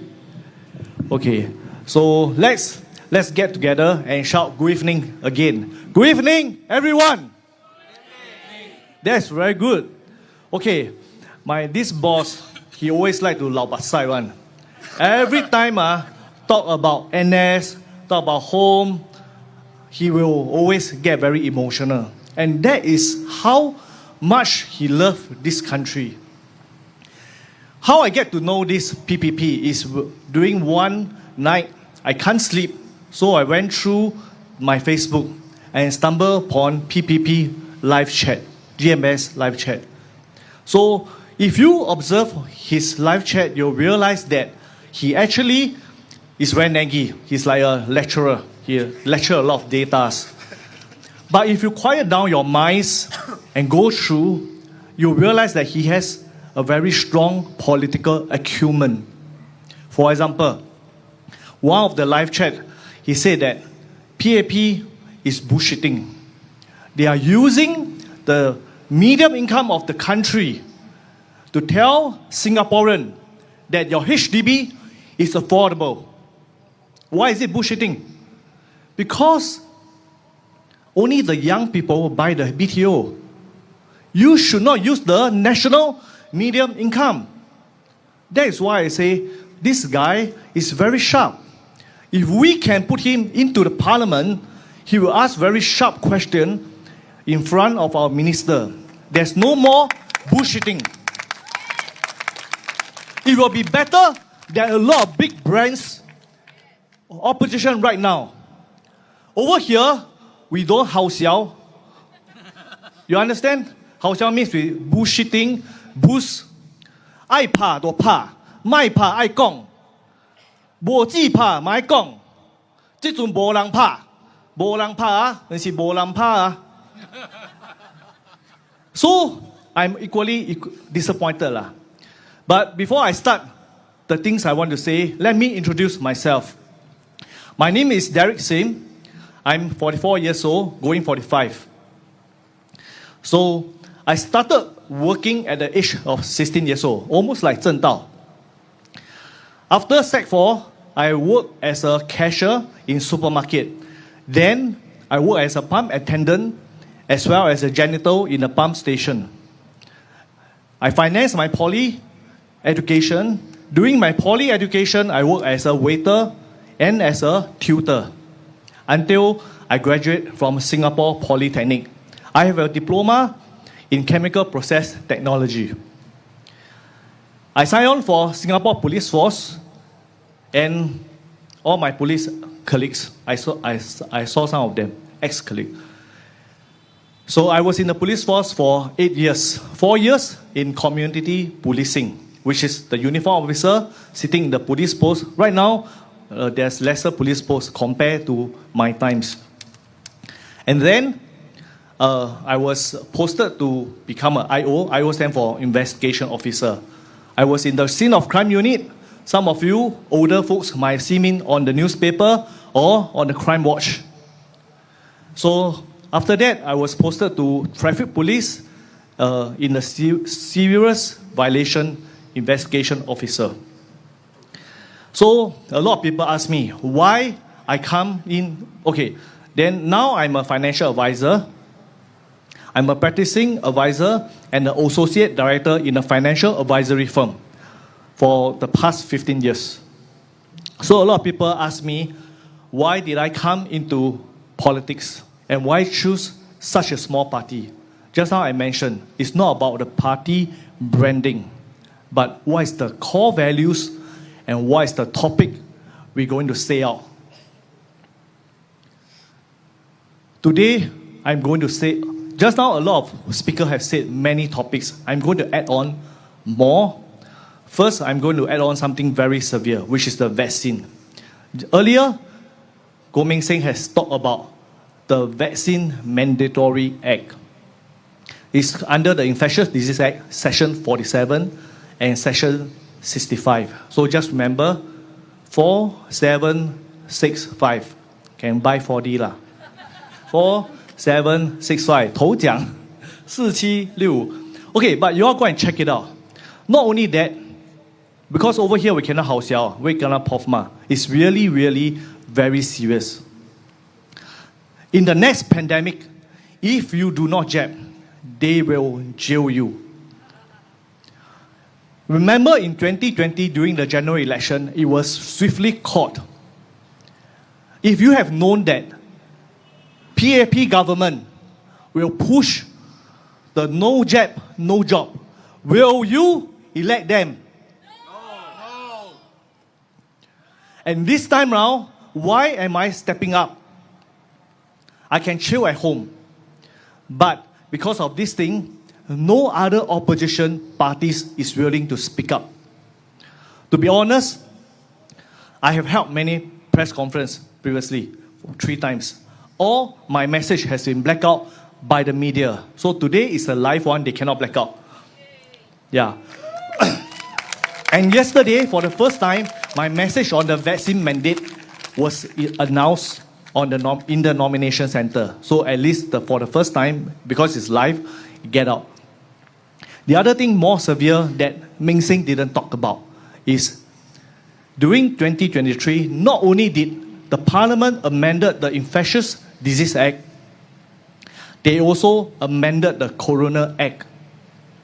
Corona Act, there is 2 parts that there must be an inquiry.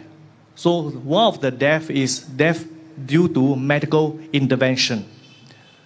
So this category of death was totally removed from the Corona Act. So ask yourself, why our parliament want to remove this act? Evidence. Remove evidence. Probably. You answer it yourself. Second is, they also empowered our health officer, overarching power. During a pandemic, they can enter your house without warrant to implement health measure. So you couple these 3 amendments, what is it for you in the next pandemic? A lot of people tell me that COVID is over. Why you still want to talk about this? I say I'm not talking about the last COVID. It's about the future, the next pandemic. Imagine now in your mind, there's a pandemic. You hide at home. You don't want to go for jab because you know. But people, the government right now is legal to break into your house, drag you out, ask you want to jab or not. And if you refuse to jab, it is legal for them to jail you. How does it sound like? Yes. This is more terrible than the Trump tariff. Correct? But what we hear, PAP is only on the Trump tariff. They dare not talk about this. I have bring up this topic many times to different branded opposition parties, but they refuse to bring up this matter. Seriously, I can step down, we can step down from this election if any of the opposition party bring up this topic and say, yes, I will bring your topic into the parliament and repeal this act. But unfortunately, none of the opposition party is willing to bring this up. And we are the only one that's talking about that. So ask yourself, if your body doesn't belong to you, right now the law has made it your body belong to the state, because the state say, I want you to jab, you have to jab. If not, it's criminalized. I have been an ex-law enforcer. And I know enforcing a law can be very cold and very merciless sometimes. But laws are enacted in the parliament. And that's why we have to go into the parliament and change the law. So I hope all of you here tonight, for the first time, if you heard about this amendment of this Infectious Disease Act, amendment in the Corona Act, please spread to your friends. A lot of people do not believe PAP has done that. And the worst is our opposition currently in the parliament did not speak up anything when this amendment was made in 2023. If you don't believe, check the parliamentary Hansard. So what is Hansard? Hansard is a record, verbal record, they record down into black and white. Just now, Thaddeus said, Mr. Lee Hsien Loong, our former Prime Minister, said, vaccination is not compulsory, but that's verbal. Believe in the law, which is the black and white. The second reason why I'm into politics is because I see a rotting culture in our governance. We start to see one country, two systems. 一国两制. So, take for example, in 2016, we have seen publicly in our eyes, in the parliament, the constitution, before the constitution was amended, our minister, Chan Chun Sing, called our Speaker of House, Madam Halima. What did he call? Madam President. Madam President, he called it twice. You don't believe? You go to the YouTube, you search Madam President, Chan Chun Sing. YouTube will show. It's all there. Let me ask you, did PAP make a mockery of our parliament? Did they make a mockery and make fun of our parliamentary process? Second, following 2016, 2017, our former Prime Minister, Lee Hsien Loong, bring his family affair into where? Yes, very good. Into the parliament.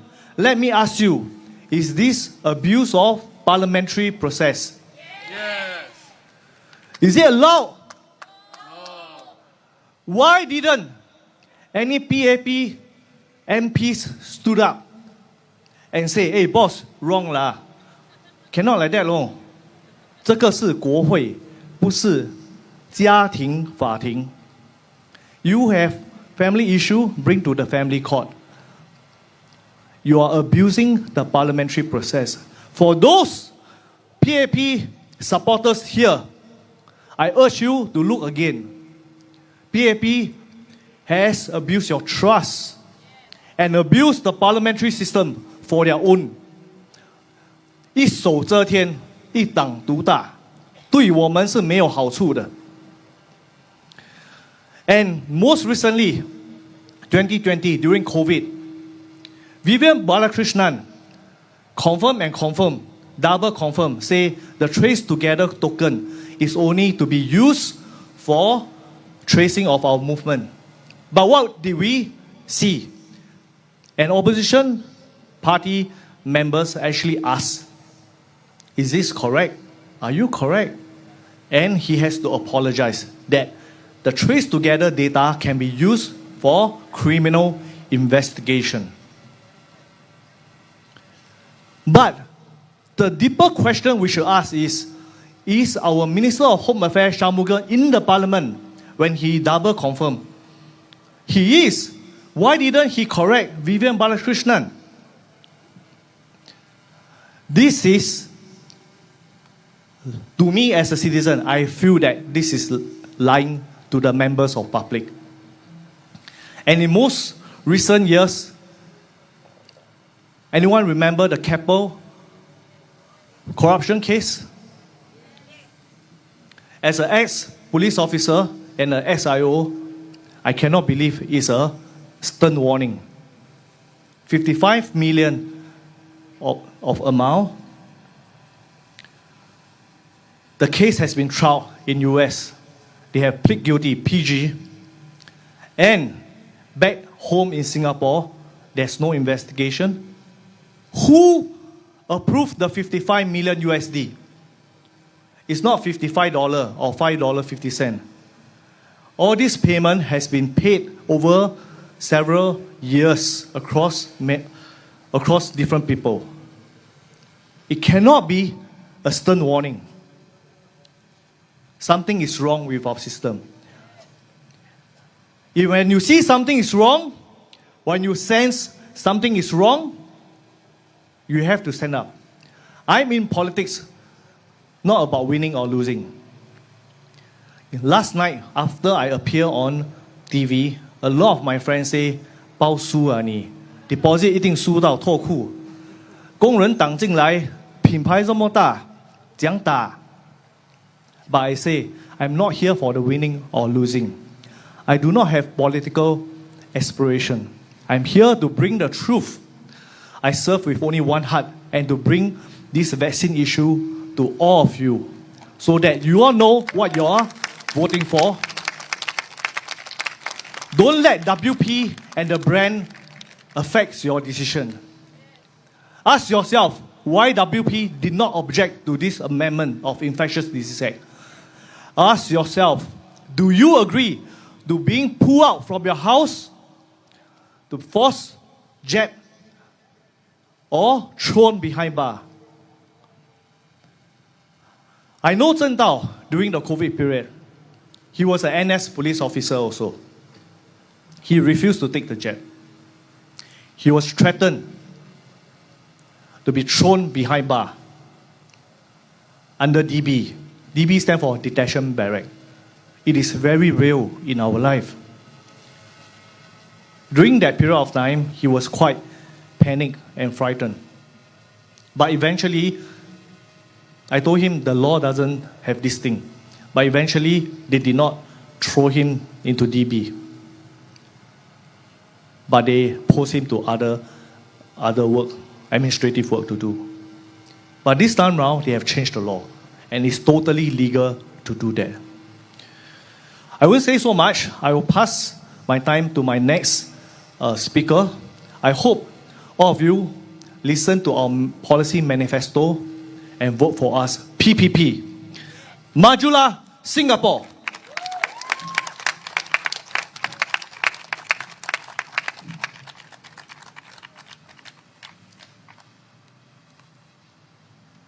Thank you, Derek.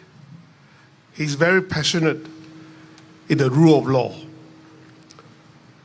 You know, in the rule of law, the law must follow. And the promises made by the government must be made, right? Must be carried out. But you do know what? A lot of people are forced to take the jab when they work. However, when the MOH or the government says, oh, you are vaccinated, you can have compensation. How many people actually had that compensation? Very few. Not zero, but very few. I have a friend whose wife worked in Changi Hospital. She was forced to take 2 jabs. But after 2 jabs, she felt panting. She's afraid to take the 3rd jab. And do you know what? They said, oh, you like that, then you have to go to the other side. But her body condition actually deteriorated. And they dismissed her during COVID time. Right? She is panting just by walking a few steps. And they want her to take the 3rd jab. Who in the right mind would do that? If it's you, would you do that? But she was dismissed. And the government allows it. According to the Changi Hospital, it's according to the law. But if according to the law, she faced this problem, can she make claims? No, they say nothing to do with it. That's absurd. When it suits them, they will follow the law. When you want to make them pay you compensation, they will not follow the law. They will say nothing to do with the jet. The experts say so. And in the news, if you read, one person took 3 jabs in spite of having poor condition. She was paralyzed. Also from the hospital, SGH. And what happened to her? Oh, okay. You have a condition like that. We take care of your medical. Fine, right? Still give her full pay for 1 year. After 1 year, cut the pay for another half year. But later on, dismiss her. Because she can no longer work. And she eventually got a divorce from the husband. Who is going to take care of her? Not the government. And many people are lucky that nothing happens to them.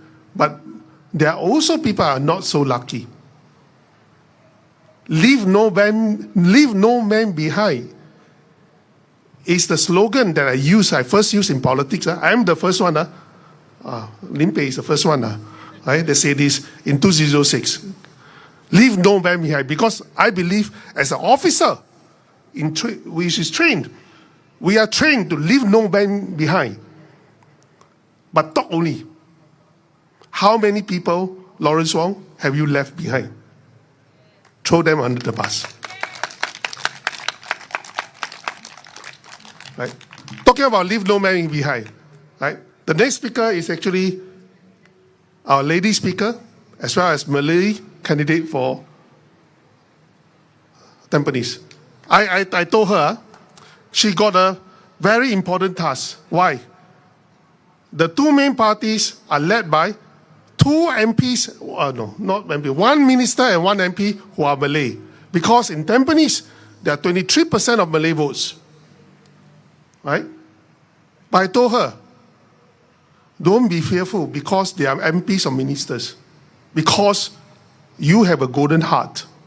She did charity work, community work for her community, which all these buggers cannot compare. Let's hear her.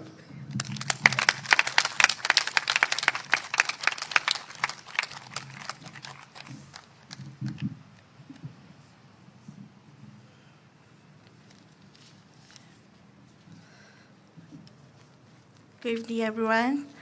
My name is Arba Harun. I live in Tampines.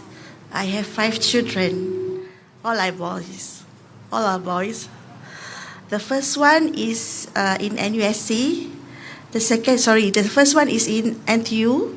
The second one is in NUSC. The other 2 are in Polytechnic. The last one,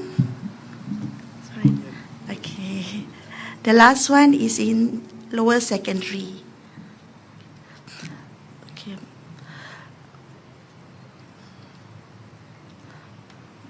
My involvement in social and charity work has given me an better understanding about how the people has struggled for so long. I received so many complaints. Okay. I came across many families who only can afford to eat 1 meal per day. Sometimes they also eat instant noodles. It's very hard, very sad to see that situation. Got one time, there was one old lady. I was so shocked, There was one old lady around about 70 plus knocked on my door. I said, why? How come? you need to come to my house. It's not that I lecture her. Only that I was so shocked. I have never came across someone like that knock on my door. So she said, it's not that I don't want to ask from bigger organization, but then they lecture me a lot and expect me to work. I have heart problem, some part of lung disease, so I cannot work so hard. So I say, okay, you came to the right door. Coincidentally, I am running a small charity work, so I took note of her contact number. So up to now, we still keep in touch. Every time she has problem, she will complain to me. And also, the recent case, another case, there's one needy complained that the husband, I think the MP might be shocked if I expose this. I hope you don't go and, check or call up your needy wife complain to me about this. Because the needy complained to me that the husband was caught due to driving problem, maybe license or what. I didn't ask for the details because that time I was in a hurry, but then I still listened. Then she said that my husband cannot be released. Why? What happened? He would be jailed about 5 years. So why is it so long? You have children. Who's going to take care of you? Yeah, I have to survive from the organization, government bodies. They did help, but then it's not enough. You see, while the husband is still in the jail, but then my needy said. Actually, the MP already helped from 15 years lesson to 5 years. I said, but still so long. Who's going to support you? Because a few of her children actually cannot walk, disability problem. The other few have what's this called? Autism. It's very young children. So she always cry. Every time she complains, she will cry. I also cry together with her. So there are a lot of needy cases. Very sad, which I also don't know how to tell you all, but you all must realize that while you are working, while you are having food, there are somebody else who don't have enough food. That's all you can see. So obviously, I'm going to champion for the high cost of living, for family needs, and also for Singaporeans. Okay. Other than that, of course, about job securities. Okay, there are many people also say that they have high qualification, but very hard to get job. One of them is my friends. Oh, can you hear? Oh, I say sorry. Okay. There's another issues that I'm going to contest. Another issues I'm going to fighting for. Other than that, I also came across elderly people complain about their CPF retirement. She complained to me, Arpa, I already bought houses with high taxes, then I don't have enough money, retirement. So I think it happened to most of you, right? Am I right? So high cost of living is not only affecting the needies, but also every Singaporean, directly or indirectly. Even rich people also get affected. by high taxes. So by then, please make use of your vote and vote wisely for us. Okay, I would like to speak in Malay for my community. Okay. Nama saya Arba'ah Harun. Saya mempunyai 5 anak. 2 yang sudah dewasa, 1 di NUSC dan 1 di NTU, lagi 2 di Politeknik. Dan yang bungsu adalah dari lower secondary. Cuma saya nak cakap sedikit, hal semalam di Nomination Center, tiba-tiba saja Encik Faisal Manap dan Pitang Pesing timbul. Kenapa? Jauh-jauh daripada Aljunied, daripada Marine Parade, sanggup sampai ke Tampines. Sedangkan saya ni dengan Faisal Manap, kita agak lama juga kenal dan juga pernah bekerjasama di sebuah majlis untuk kerja amal. Okay.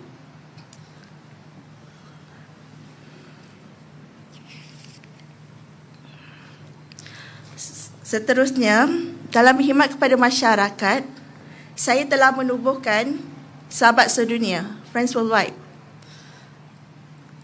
Ia sudah lama, lebih daripada 10 tahun sebenarnya. So, dengan sokongan keluarga dan kawan-kawan saya yang terapat, kita menjalankan kerja amal ini dengan kemampuan kami sendirilah. Dan juga kita selalu mendengar keluhan masyarakat kita sendiri dan juga orang Singapura yang lain. Saya tidak hanya fokus kepada mereka yang tinggal di rumah rental, tetapi juga yang tinggal di rumah 5 bilik pun ada datang komplain kepada saya. Kadang-kadang mereka beli rumah mahal, lepas tu suami tiba-tiba kena buang kerja. So macam mana mereka nak tampung anak yang ramai? Itu rumah 5 bilik. So kepada siapa mereka mau mengadu? Betul tak? I mean, I told my Malay community that the needies, not only the needies get affected, but then there was one case, the 5-room house owners also came to complain to me because the husband lose job. So, and they also have many children. So how? Who's going to help them? So they came to me for help. So we are flexible. We are not like some government bodies. But of course, I have to refer to my families and friends. We discuss about it together, how to help them. Okay, I think that's all that I want to say. Only I have a pantun, a poem. Okay. To Encik Mas Agus. Mas Agus, Encik Mas Agus, makan jagung tersangkut janggut. Janggut bukan sebarang janggut. Sejarah janganlah melalut. Nanti ditolak ke laut. Terima kasih.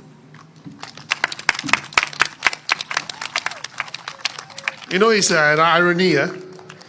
Akbar actually helps Fazal Manap, the Workers' Party, to do community charity work in Aljunied, as well as Marine Parade. But today, they are actually competing. But it's okay. They are still friends. We compete on the heart to build this nation. The next speaker is supposed to be Mr. Peter So, right? Peter So, maybe you Peter, stand up. Yeah. Right. He's not feeling well, right, today, so he shall not speak today. My apologies. right? Sit too long, sometimes doesn't feel well, right? Pardon him. Okay? Okay. No. Okay, the next speaker, also we are a very young speaker, very inspiring speaker, right? We're Nathan Shen Li.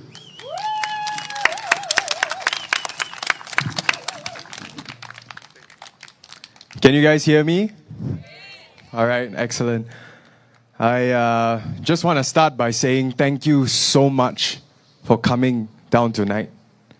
I know it's a weekday. I know that you're tired.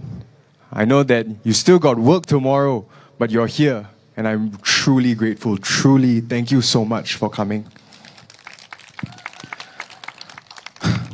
I actually prepared a speech on my phone to say to you guys, but when I sat down here and looked at everyone, I decided that I will just skip that. I just want to talk to you guys. And honestly, I can't really see very clearly. The light is in my eye, and then this barricade is here, so you guys are very far away, which is unfortunate.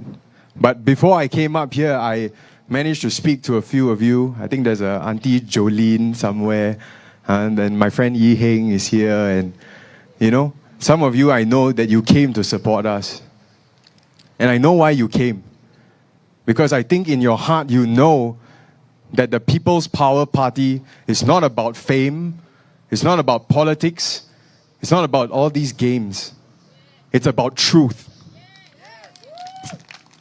It's about speaking the truth and making sure the people hold the power. Not the people serving the government. The government is supposed to serve us. It's about you. It's about each of you. It's about this man here, that woman there. I heard children just now. I think they were playing, which is good. It's about them. You ask yourself, if we allow this kind of attitude in the government to continue, what are we teaching the young ones? We're teaching them that injustice, when it's done by some higher power, you just overlook it. You just let it go because we're powerless. That's what you're teaching the young people. That's why people my age don't want to come up here. It's scary. It's terrifying to stand here in front of strangers, put your neck on the line, possibly even look like a fool. But to do what is right, it's scary. And when we have an environment where our young people feel it's not worth it, then you have a big problem.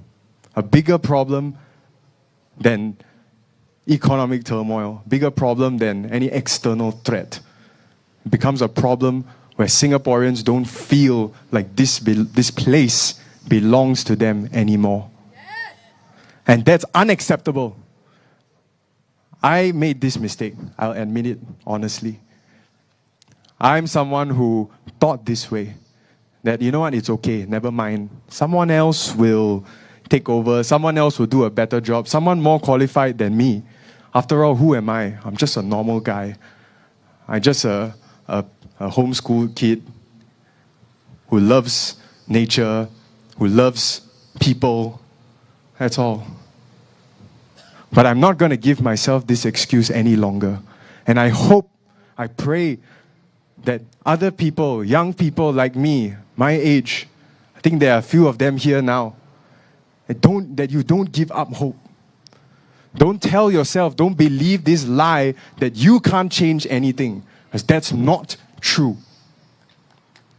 You can change something. You can do it. We can do it together. And that's what this is about. I think everyone spoke very well.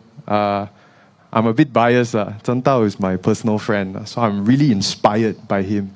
He's just 24 years old, but yet you hear how he carries himself, how he speaks with conviction, because he knows what's going on the ground. And that's the kind of people that are here, seated behind me. People who know what's happening on the ground, who don't have their head up in the clouds on some ivory tower. I'll tell you what, the most idealistic person in this whole group is probably me. And that's fine. I'm fine with being the idealist because I'm in good company. I always believe that if you reach for the sky, you will find yourself on the peaks of the mountains. What does that mean? That if you seek perfection, you will achieve greatness. So a little bit of controlled idealism is a good thing, in my opinion. The number one thing that concerns me right now in Singapore is mainly trust. I think the older generation, they know what the PAP stood for all those years ago. It was about the people, People's Action Party. Lee Kuan Yew, he did that. The PAP at that time, they did that. They earned our trust. And we told them, okay, you take it. We put our lives in your hand. Do well with it. We trust you. Not with money, it's our lives. That trust is what holds this nation together. If we lose that, everything is lost. And then all of this is for nothing. Why do I say that? Because if we can't believe that the government, the leadership, has our best interests in mind, when a real crisis strikes, what do you think is going to happen? The people who know that the government doesn't care about them or feel that way, they're going to give up. Their spirit is going to break. And that will be the end of it. Because we won't be able to come together to deal with the storms that are coming ahead. And let's not kid ourselves. There are storms coming ahead. It's the truth. There always will be. There will be good times. There will be bad times. We have to stick together through it all. We cannot lose sight of who we are. And this is the problem I see right now. That the government in Singapore has lost sight of their original role, which is to serve the people. We are not going to forget that. I also ask myself, because words are cheap, I understand. It's easy to stand here and then say, I'm going to do this, I'm going to do that. Okay? Where's the proof? Good question. The People's Power Party is the only party with the guts, the gumption to bring up an issue no one wants to talk about.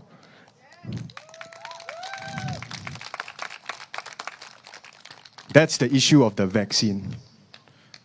Now, they've all explained clearly. I don't want to repeat and then bore you all. I know you're all tired. Huh? But if we allow this kind of attitude to remain, then we become the ones to blame. We have to make our voices clear about what we want and who's in charge here actually, which is all of you.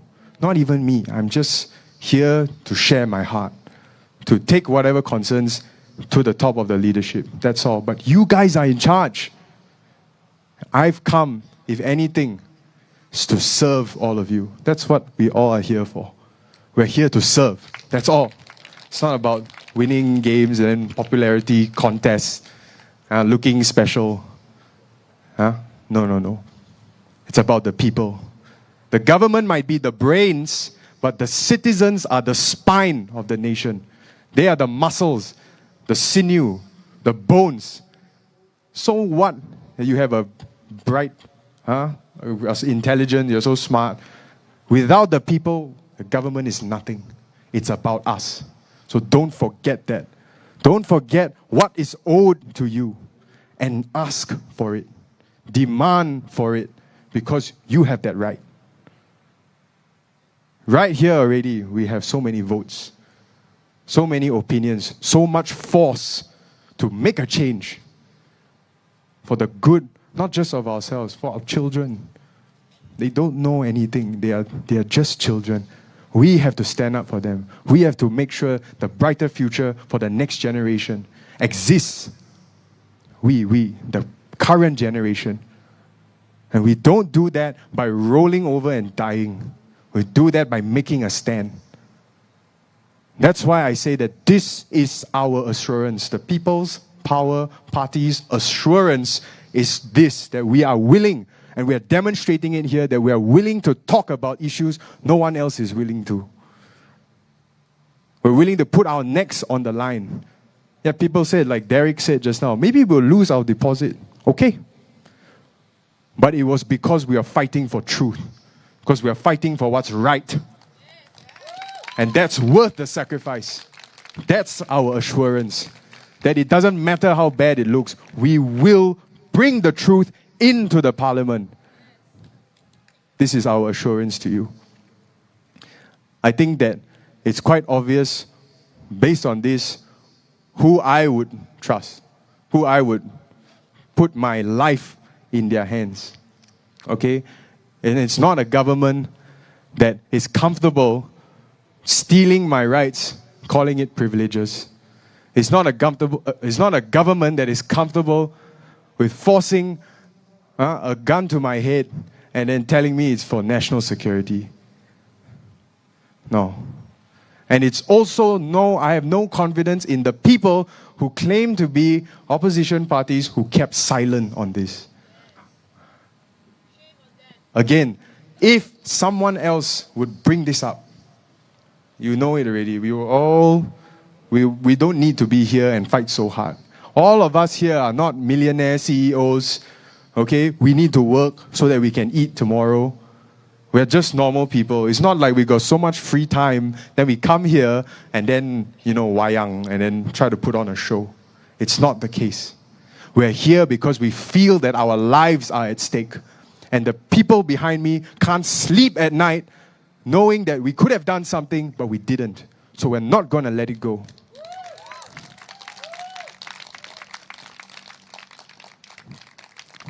So this is my assurance. This is all I can say to you. I know words are just words, but I hope you can see, based on what we've been doing, our intention, our heart, what we want for Singapore.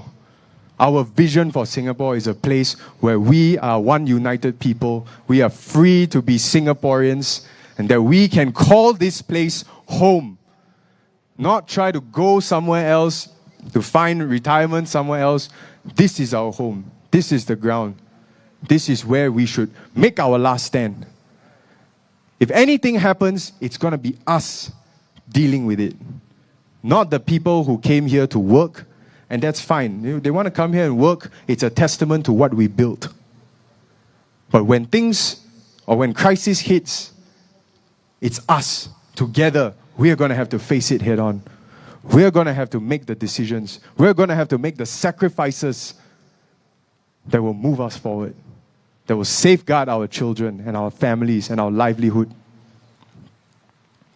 Often I feel that this Singapore is like a car. I'm not sure how many of you are drivers, but in front of the steering wheel, there's a dashboard. Okay? It tells you what's happening to the engine, the speed, engine temperature, all this.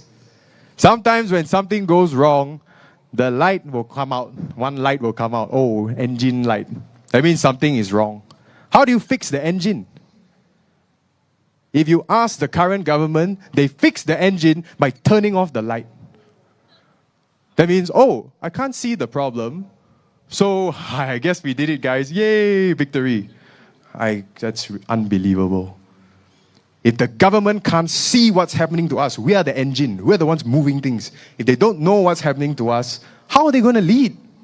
How are they going to make the decisions? How are they going to know when the engine's overheating and it needs to be brought down, we need to reduce speed, or whatever it needs to be done? They're not going to know. Because there's no one there, there's no instrument that's going to tell them, hey, there's trouble. We're going to be that instrument. The People's Power Party will not keep quiet. We're not going to be an engine light that can just be turned off. We will make sure the issues are brought loud and clear, bright and shining. Like what Goh Meng Sen said, the torch of truth must burn in the parliament. That's our mission.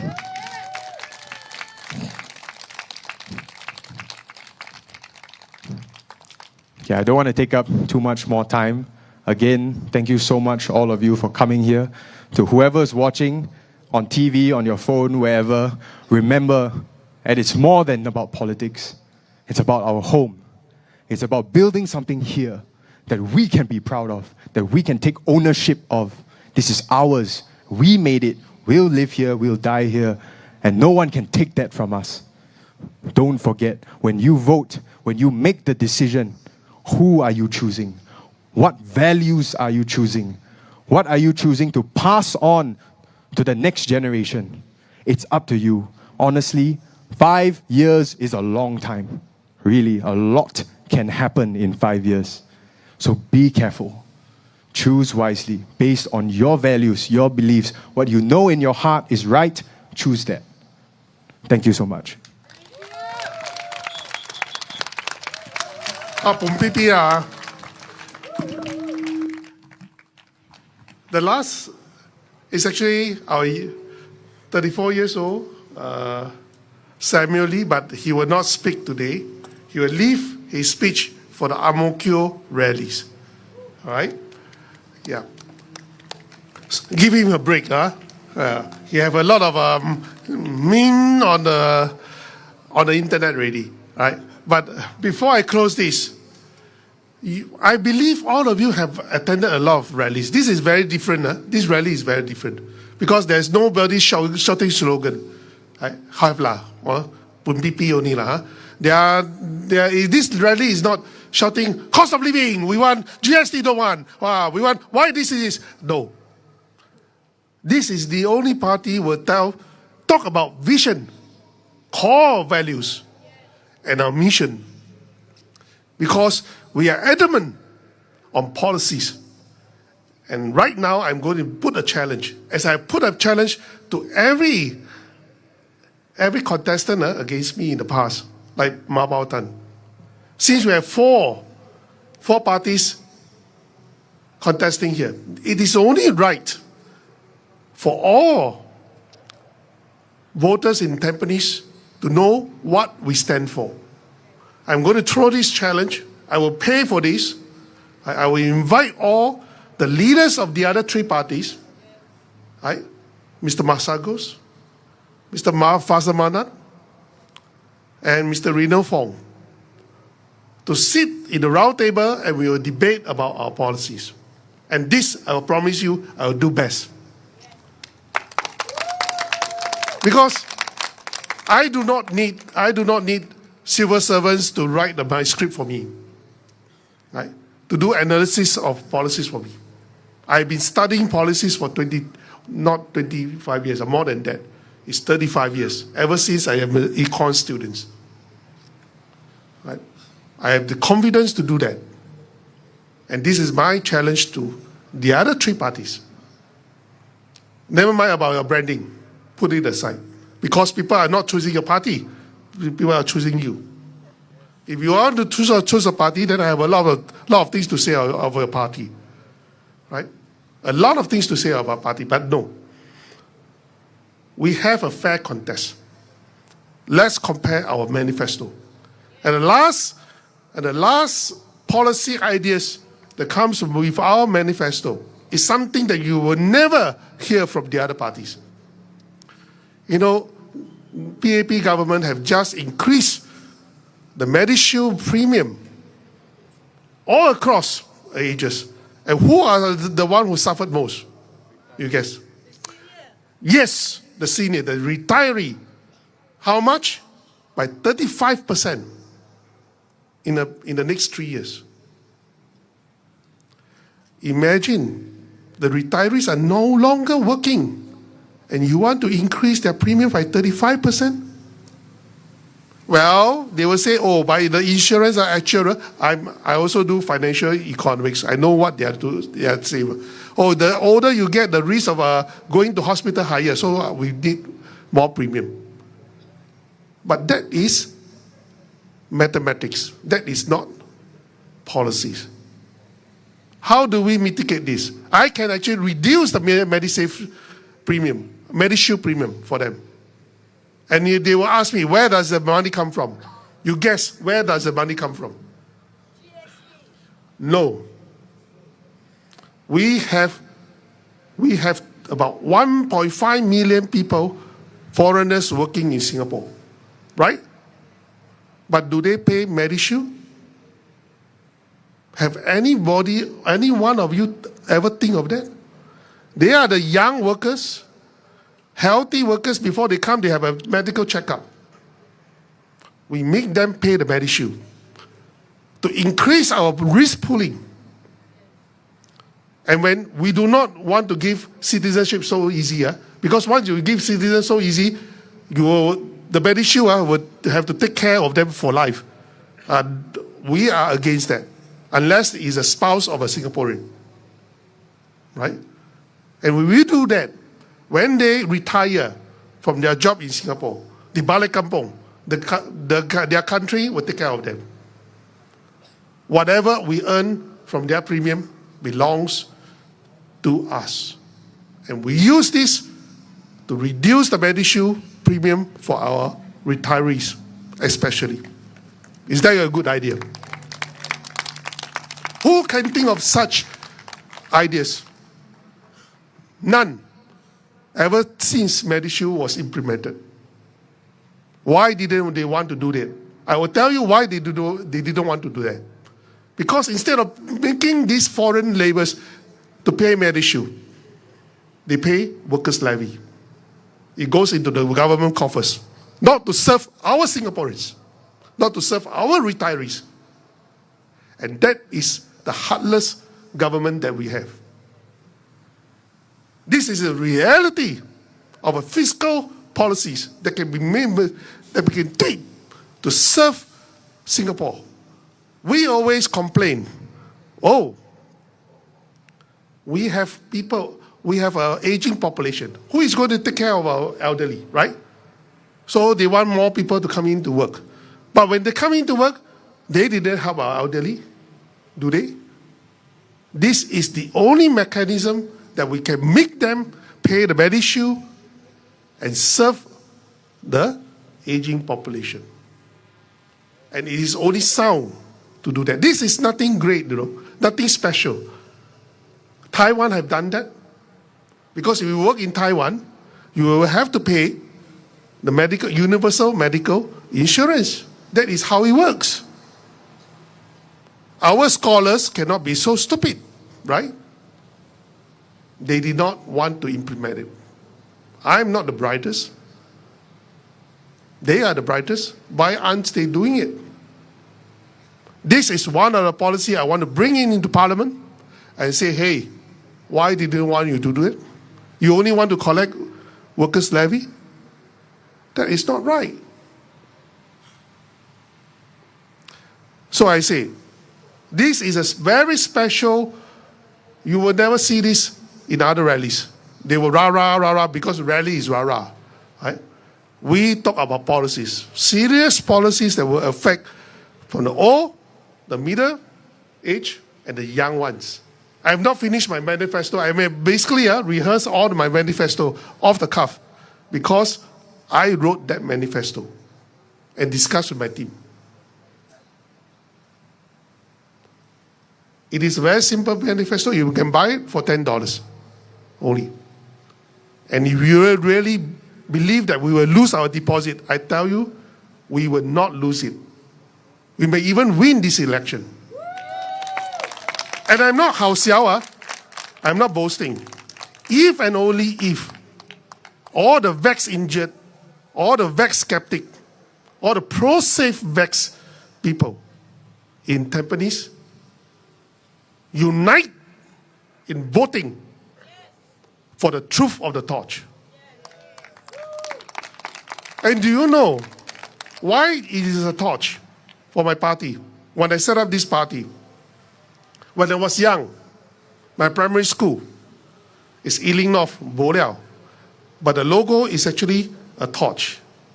Then underneath it says, knowledge is power. Only with knowledge you have truth, and with truth you have power. That's what People's Power Party stands for. And we will bring this torch into Parliament and debate all the policies to rationalize it. Why aren't you doing certain things? And why are you doing certain evil things? And with that, I thank you for your attendance for this weekend. And thank you so much. And vote for PPP People's Power Party with your heart, not your emotions. With your heart, and you truly believe in our core values, our policy options, and our vision to bring a safe home for everyone in Singapore. Thank you.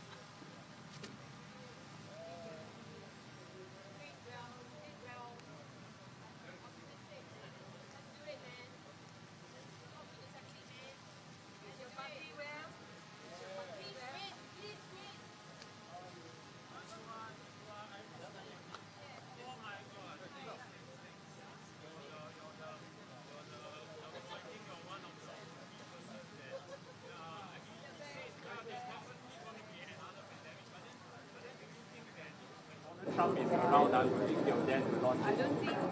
Yeah. Because I think the last time the pandemic came out, it's like when it was its last year. Then after that they were not scared. They went to launch the pandemic. So I give I estimate lah. Like when his term the last year they will launch the pandemic again. Yeah.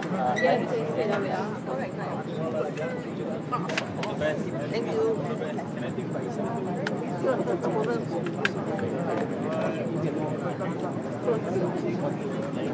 Quite dark, I think. Thank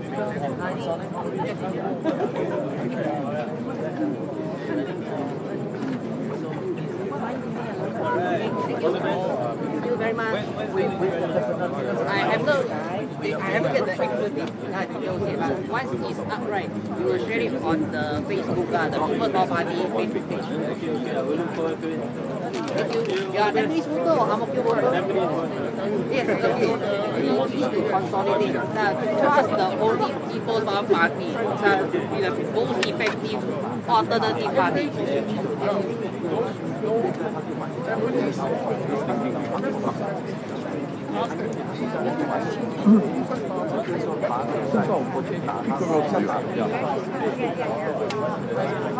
Usually when you talk to people,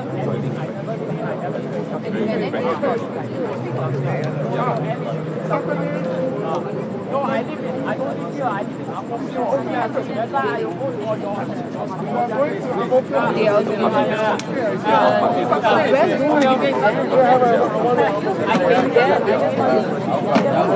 because I know the other parties, they can invite you. Thanks for coming.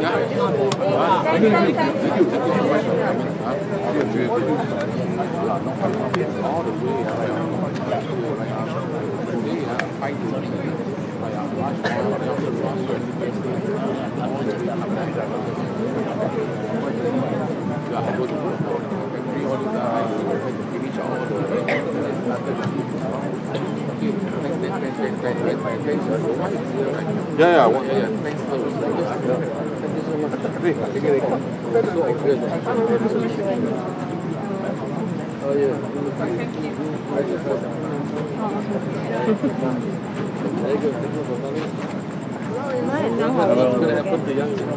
Put me straight at your home and online. How are you?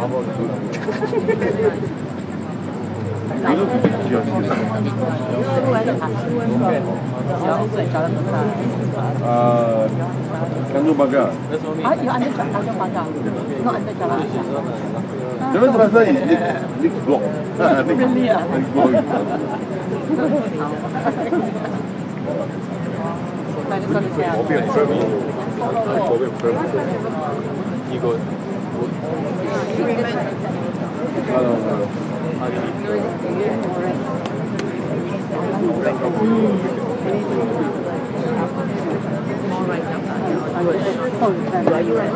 I'm not in the right direction. I'm just wondering.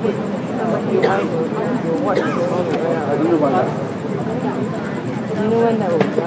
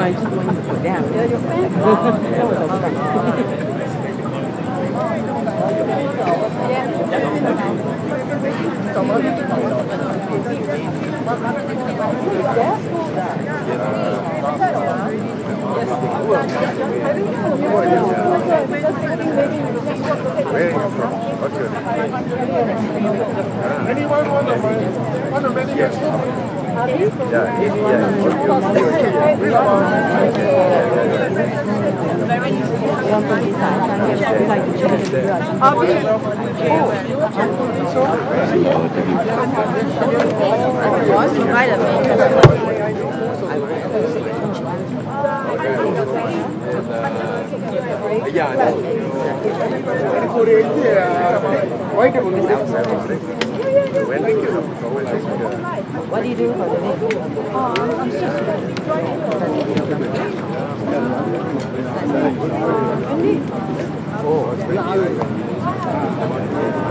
So I was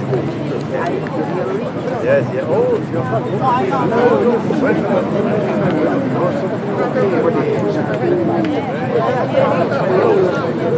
then you obviously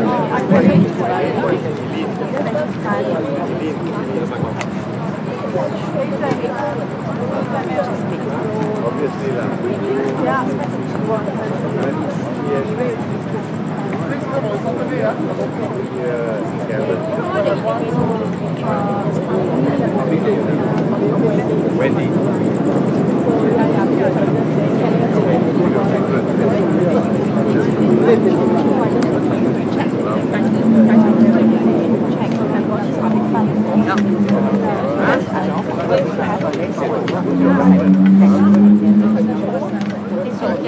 可以，我们去比较没有问题。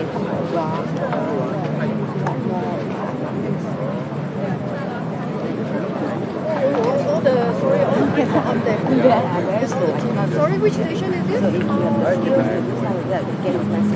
SBH? And where will this be? Is this live? This is live right now?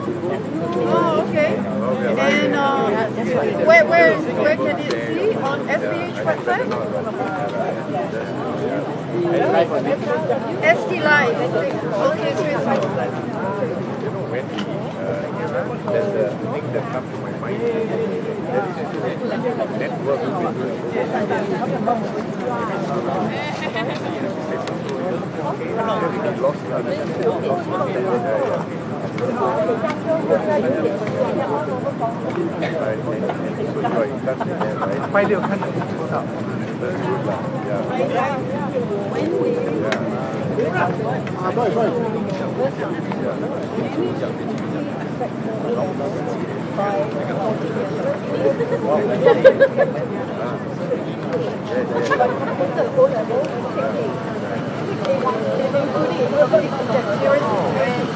So, hey, hi. For the next 2 years, when the song was it music to our ears?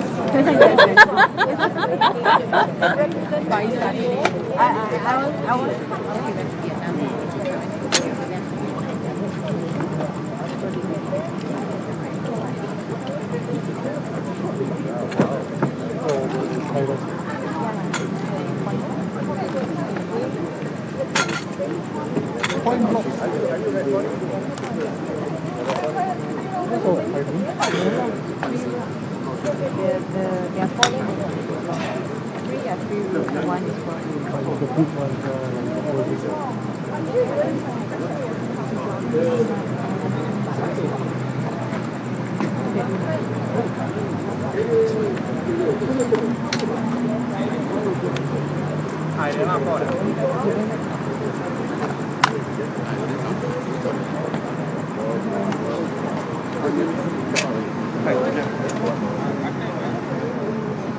Inside the box.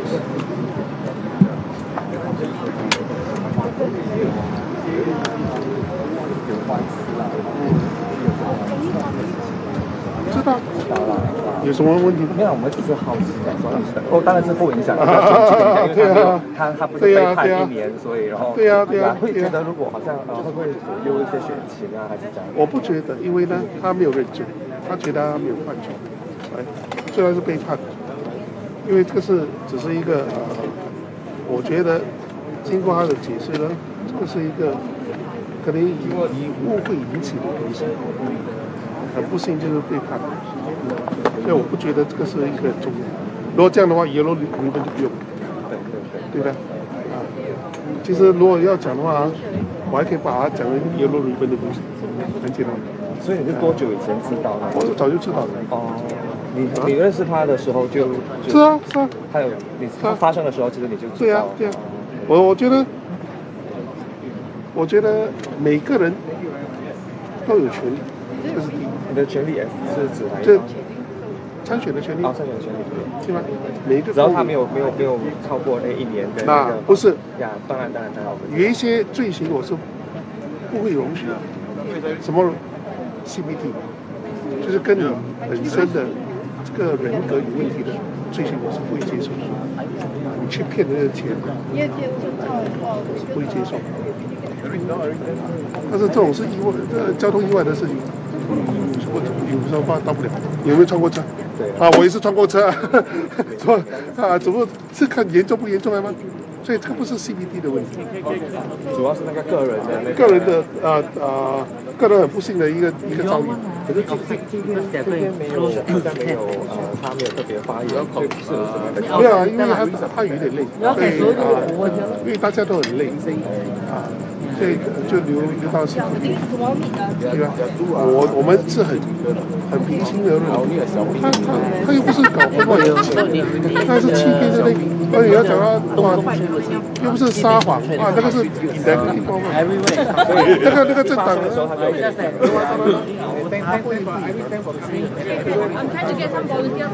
我不觉得，如果要讲的话，我是觉得他有创业，他又没有杀人放火，又没有欺骗人，又没有在公园讲电话，不好意思哈，好，谢谢你，你说 Kelly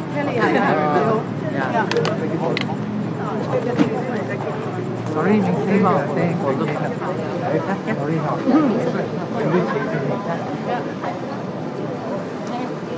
Thank you.